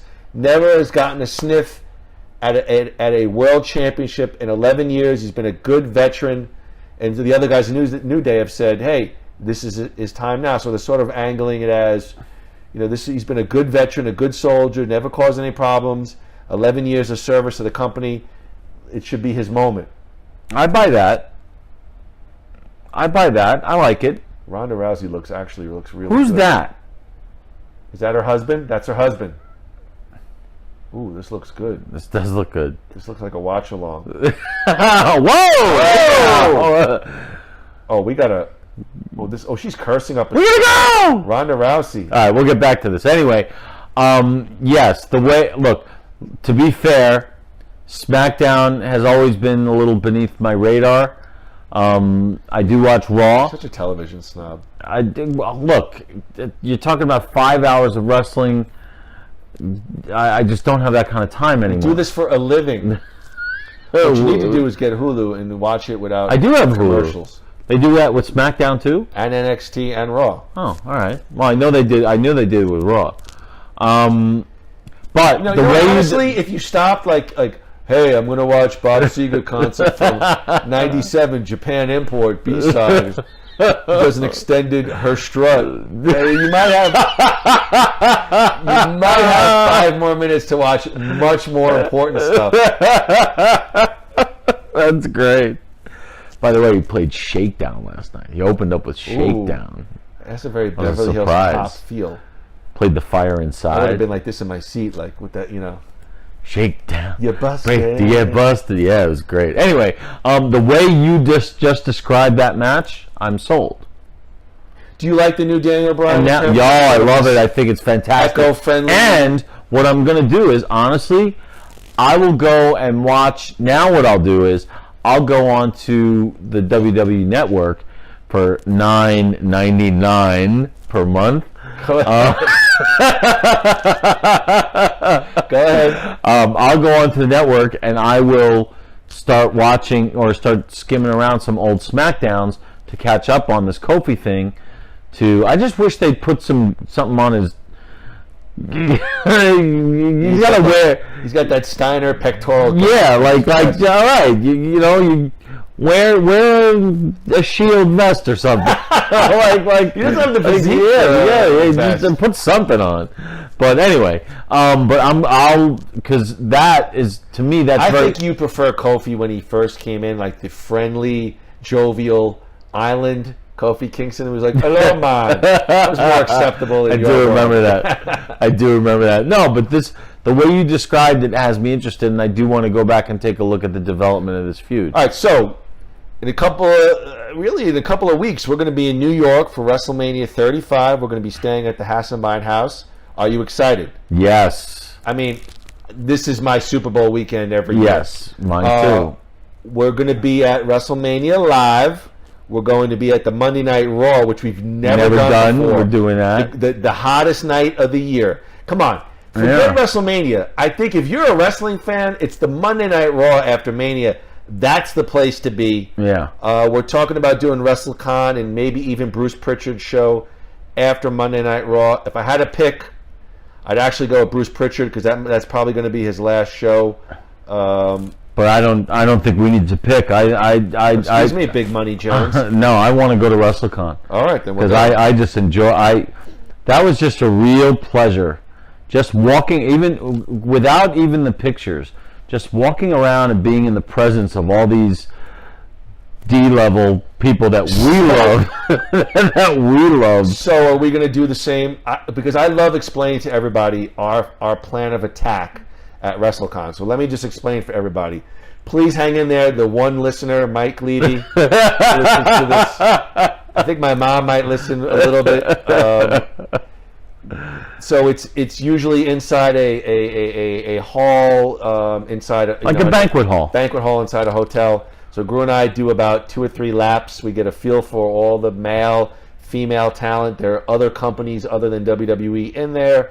They're all veteran to unknown or to semi-known. And yes, they're all B minus. No, not all. Well, okay. But what we did was we took a lay of the land. We see all the big names, the medium names, the small names. We then take out our cash and figure out our budget for the afternoon. Yeah. And then we picked about 3 to 4. We picked 3. And last year we picked 3. We picked Jake the Snake, loved Razor Ramon, Scott Hall, and Christian. Loved Christian the best. Yeah. You've got to watch the Edge and Christian show on the WWE Network. I have seen it. It's fantastic. Oh my God! I mean, is it not? Yeah. Not one giant Easter egg for wrestling fans? It's great. Carlito as a boat captain. Yep. I mean, come on. Yeah. Really, really good stuff. I also watched some of the Camp WWE things. They're hilarious. Vince is great. So we'll probably join you. We'll do an official WrestleMania preview and predictions. Yeah, but let's briefly touch on, just before we end here, let's touch on the announced Hall of Fame people. All right, so why don't you take over here? Because I don't really care as much. I gave you my thoughts in the car, but you lead this piece. Then I have one other thing to touch on before we go. All right, so the headline is DX. I think there's your headliner.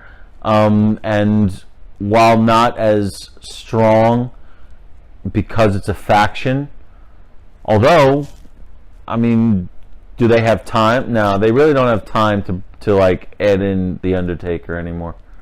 Like they'd have to announce that way ahead of time if that's going to be your headliner, because they're trying to sell tickets, and Are you asking me my opinion, or are you Yeah. just talking over? Ask your opinion.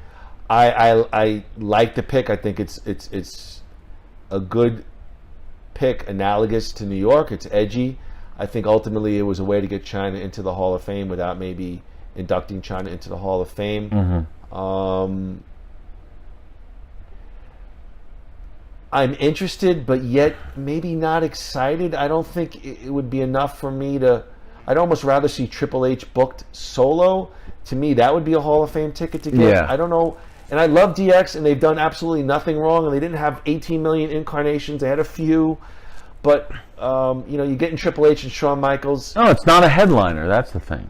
I mean, A faction shouldn't be a headliner. were they not one of the biggest things in the Attitude Era? Yes, but what I'm saying for a Hall of Fame, I don't think a faction should be your headliner.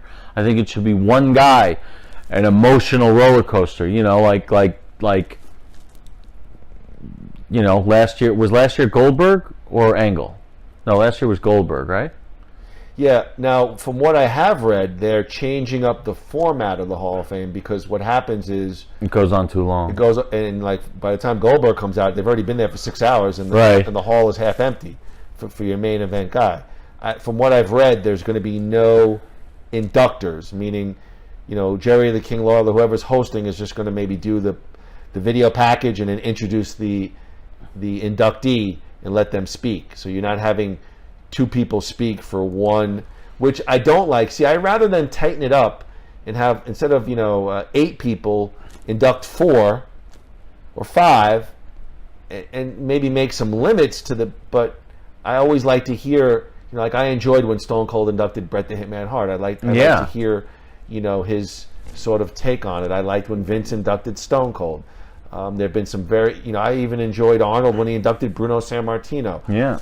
There's always an interesting piece. That's just a rumor. I know. I think they'll end up. Can you please confirm that for me? Talk to Mr. Tito. I really hope they don't mess with that. What I do like was the dais kind of format, where everybody was up there. Yeah, they haven't had that in a long time. It hasn't been that. Well, you're right. Yeah. But that worked. That kept people interested to see the interactions. Yeah, between well, the that people. was interesting because, you had the Iron Sheik and Hulk Hogan inducted in the same year. And, Yeah. they've had a little bit of bad blood. Yeah. When Stone Cold got inducted and Hogan was sitting on the dais, Yeah. he said, "If you want me to open up a can of whoop ass on Hulk," but they shook hands afterwards. Yeah. So, But all right. those made it interesting. But anyway, so we have DX, certainly worthy. Honky Tonk Man, I'm a mark. You can try to trample on that as much as you. Evan is giving me such a dirty look right Well, now. I mean, I put him in, and I'm sorry, I put him in Ultimate Warrior territory, and I'll even give you one further. greatest He- intercontinental champion. I don't- of all I- time. No, I- I know. He's aged even worse than Ultimate Warrior. Oh, absolutely. Absolutely. And I think, yes, all of these shoot videos where he looks like an old man just pissing all over WWE and the wrestling business, it hasn't aged him well. We've seen him at different WrestleCon festivals and stuff like that, and I don't want to get into, that kind of thing, but he's an amazing one-hit wonder, as I would, some kind of analogy. Look, again, I go to Coco Beware, got a spot, so why can't the Honky Tonk Man? I'm not really questioning that. I just think he's, they announced him second when to me, they should have announced him like 6th or 7th. Like, he finishes out the card. See, I think he's a little more worthy than that, only because even though his run was short, it was a monster run. But if you looked back and you said, what was the one Honky Tonk Man match? It was when he got throttled by the Ultimate Warrior for the Intercontinental. I mean, it was a knockoff gimmick that I would say Wayne Embry made work and the WWE make work. I mean, is it basically an Elvis Presley impersonator? Yeah. It should have been dead on arrival, yet sometimes the WWE, they work miracles. Yes. The guy was a very interesting He character. had really solid feuds with Jake the Snake, Randy Savage, Hulk Hogan. He feuded with your top guys, and Really solid feuds. What are you gonna tell me? They were the main event at Bad Blood '93. The guy was over. All right, now listen, I'm not going to question guy that. was over. All right, we have a little bit of a different opinion. I don't say he doesn't belong. Right. I just say he belongs. Like he's the last. He'd be the Okay, first all guy. right, all right. He'd be the first guy to warm up the crowd. I'm happy he's in. Okay, go ahead. Give me Okay. another one. Tori Wilson, I think gets your token female of the year. There's so many other more deserving, right? Well, they're all in. It's to the point where last year it was like people I didn't even know. I guess you're right. I think it's a token female at this point. The real female superstars are there now. are there now. Okay. Yes. So it's like, in my opinion, the people who are doing, or like the Charlotte Flairs, she's better than Trish Stratus ever was. Trish Stratus was pretty darn good. She was okay. No, she was a non-wrestler that she had some. I mean, she had some good move sets, and All right, okay, but I think they're becoming tokens. When these girls start getting older and getting inducted, then I'll start buying it. Right now, Tori Wilson is not much more than eye candy. Okay. I'm sure she's very smart, but Yeah, I is don't. she the one? Which one was the one who is next year? Stacy Keibler, Ryan Shamrock. I mean, where does it end? Well, I mean, at least with You know? Stacy Keibler, you got some mainstream. Well, George Clooney. Tori Wilson, she did date A-Rod for a while, and she's a pretty big She was in Playboy. online fitness. Right, but what does that have to do with the WWE? I'm just saying. I'm just saying that there's crossover. There's crossover appeal. Yeah, Yeah. Stacey- All right, I'll give you that. I think more. What's her name? Who's currently wrestling the veteran? They kind of buddied her up with Alexa Bliss. She fought Mickey James. I mean, Mickey James to me is more apropos of a Hall of Fame spot than Tori Wilson. Right. All right, keep your eyes over here. And let's So it was that chest of Kofi Kingston's just freaking me out. So we have who else? Is Well, you're really your preparation is. You want to say Hall of Fame? You're like, who else? is Brutus Beefcake announced? I don't think that's official. I actually think that it's just been. Oh, they announced. Her name is like Sue Hitchinson. She's the Ultimate Warrior Award. She's like the director of community service for WWE. She's worked for them for 30 years. Isn't that see all right? You know how like the Academy Awards started doing things like off camera to shorten the thing? No, they'll probably. Can't you do that with the freaking Warrior Award? No, at because this Dana point? Warrior is going to present. Dana Warrior now is part of WWE Creative. She's the female voice. I don't know if you know that. They hired Dana Warrior full time to be on WWE Creative. God damn it! I know that the promos are a little bit more meandering now. Now that the Warrior, circles and stars and universes. I just I keep coming back to that every time I mention the name Hulk Hogan. Everyone's like racist, but Ultimate Warrior was far worse than that. But anyway, in any case, all right. So if Beefcake is part of it, I definitely give that my endorsement. He was. But doesn't it seem kind of thin going into with less than a month left? Yes, I think there's still time. It feels like it needs. If Undertaker's not wrestling, they should really make this the year. Why not? New York, biggest market there is. It feels like it needs one other B+, A+. Yeah, but you know what? I think DX is the headliner. So Yeah, but didn't we always say that Undertaker almost deserves the night to himself? I would say that. So it's not. No, I don't think it's going to happen. So who? I mean, do you? I'll tell you. Who they should do. It's now time. The British Bulldogs. I think there was some rumor about that. To me, if you're looking at a couple of names, talking about New York, I think of Bam Bam Bigelow would be a good choice, and I think of Taz. I think Bigelow to me is a surefire Hall of Famer. I think Taz is an ECW guy, but I think he gets the nod for what he did in ECW, and he had a little bit of a run in WWE, and he was certainly a well-respected announcer. You know, I have nothing more to add after that. I don't know. Magnum TA. Well, I think he might be in. I don't know. I have to check that out. I think Lex Luger deserves to be in. Yes.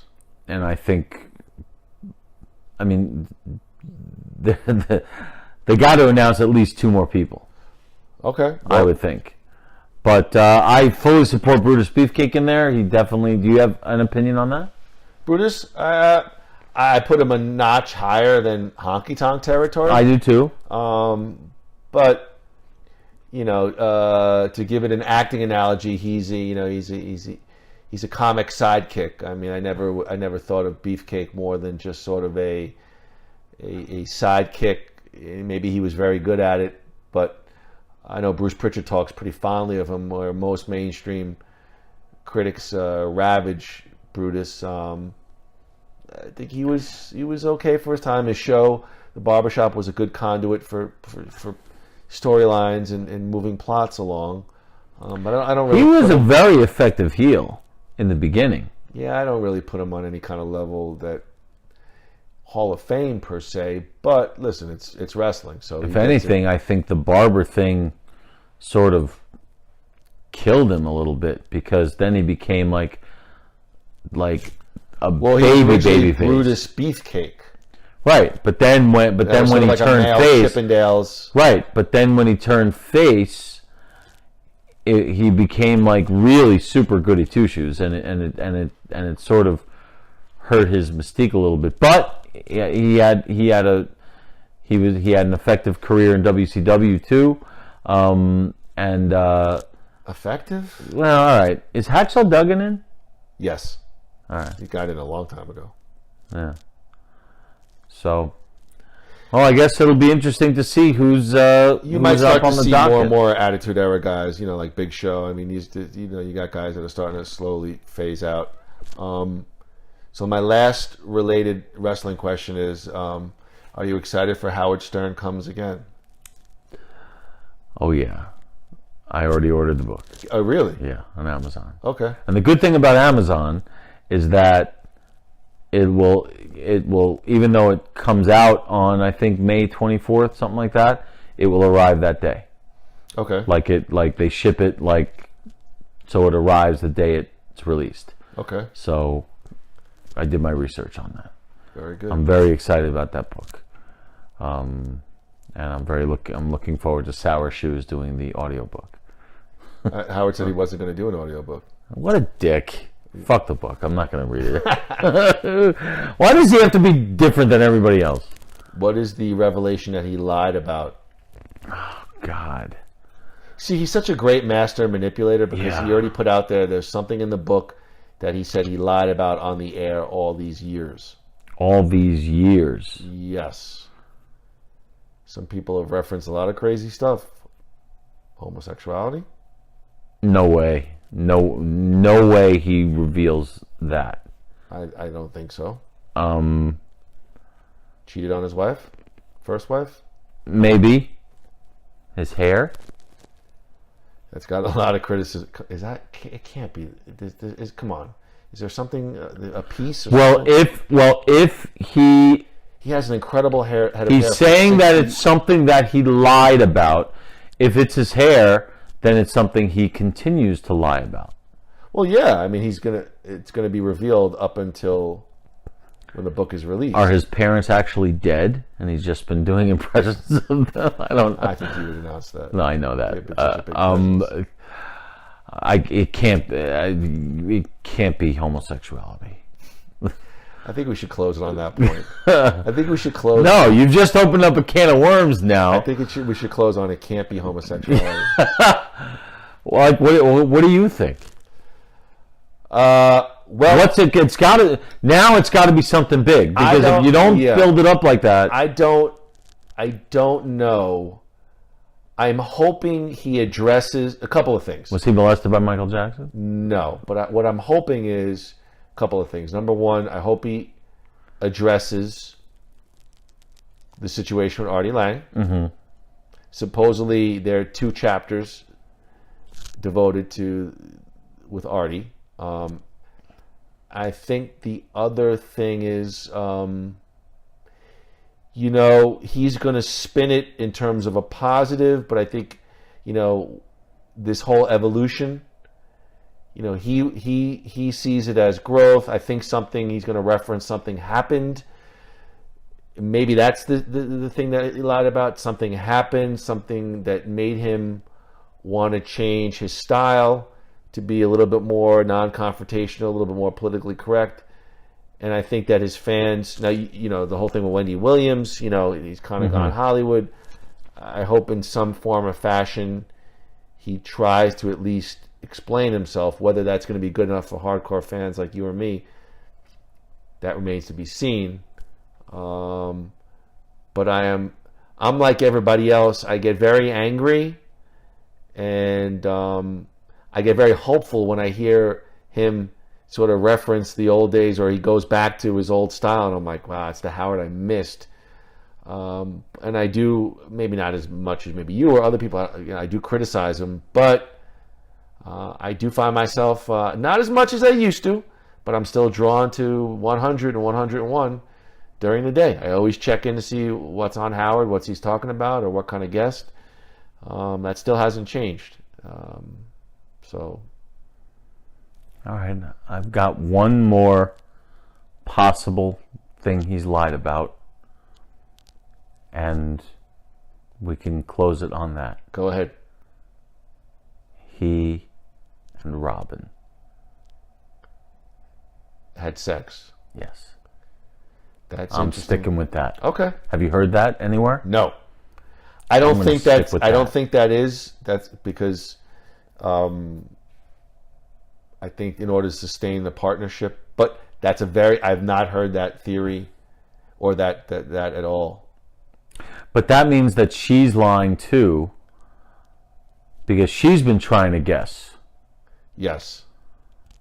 But if he's going to come forward with that in the book, he's got to tell her about it. Does he address at all the old Jackie Martling, Stuttering John, some of these guys that have come out and criticized them pretty heavily in the media? I would say probably not, because I believe that the type of book that it is, there doesn't really seem to be a place for that. Does he come out and address that? I think he would do it as part of the Artie thing, maybe. He would mention certain things like briefly, but this lady who came on board, who supposedly is a guru, and probably not. I wish he would. Probably not. I don't see that happening. who does he say is his greatest interview of all time? Christopher Cross. No, That's the K-Rock era. He won't ever mention. He won't make the K-Rock interviews the greatest of all time. It'll probably be someone surprising. Paul McCartney, Like the first Paul McCartney. I don't think so. Because remember, it's not about the level of the guest. It's about the depth of where they go. Like, we really... Gary referenced the first Billy Joel interview. Yeah. I don't think it's him either. I think it's going to end up being somebody like a Francis Ford Coppola, or like Maybe. like a James Taylor, like somebody who's not known for being very forthcoming and and him getting somebody to talk who usually doesn't. Billy Joel's done 1,000 interviews. And Paul McCartney's done 1,000 interviews. James Taylor is someone who you don't see much of. Maybe David Crosby or Neil Young might be a good one. Neil Young was a good one. Yeah. So Crosby was a good one too. maybe someone like that. Somebody who's got something to say, like Reggie Jackson was a really good one, I remember. My favorite is when he interviewed Reggie with Raleigh Fingers. Yeah. He kept on calling Raleigh Fingers Mr. Finger. yeah, I do remember that. That's the great thing about the book. Any of these things that I love, though, he is the master promoter, man. He knows how to sell and sell and sell. All he's got to do is say, I talk about this, but you'll have to wait and see. And everyone's just, there are people who are going to buy the book just to find out what that interview is. There are going to be people who buy the book just to find out what he lied about. Any chance the book bombs? No. Sales aren't what we think it could be? No, because I think a lot of people will buy, digital copies, audio, or whatever. I think I think it'll be the level of mass hysteria that Miss America and Private Parts were with book signings like that. I don't think he has that kind of mainstream. Were you disappointed that he said you should burn Private Parts and Miss America's first two books? That this is his best book of all? This will be his best book of all time? No, that's normal. Did you not think that? I mean, Private Parts to me they're awesome. Yeah, come on. Miss America maybe. But Private Parts was is such a a master, freaking yes. revelation. Yes. But of course he's going to say that because he's a different person now. So he's, there are people like look at Billy Joel. He talks about songs and albums that we love with such disdain. So it's everybody thinks that their latest thing is the best thing. Forget everything that came before. Now is what matters. That's what a lot of these people do. They shine the spotlight on what is, not what was. So it doesn't disappoint me. That's deep. Yeah, it doesn't disappoint me. It's fine.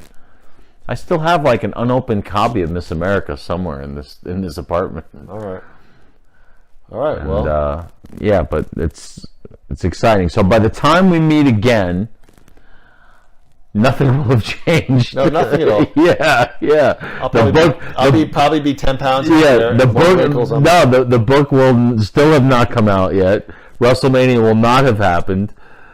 Maybe we'll get another couple of Hall of Fame announcements. From beginning to end, the show is going to be what? Probably at least 6 hours. I mean, right? I mean, Royal Rumble was well over 4, and that had nowhere near the depth of the card. Yeah. I mean, you have the pre-show. Any chance they're ever going to do a double show at WrestleMania? That's something I've only heard you mention. I've never heard anybody else mention. I shared an article one time. I did see it on a wrestling website.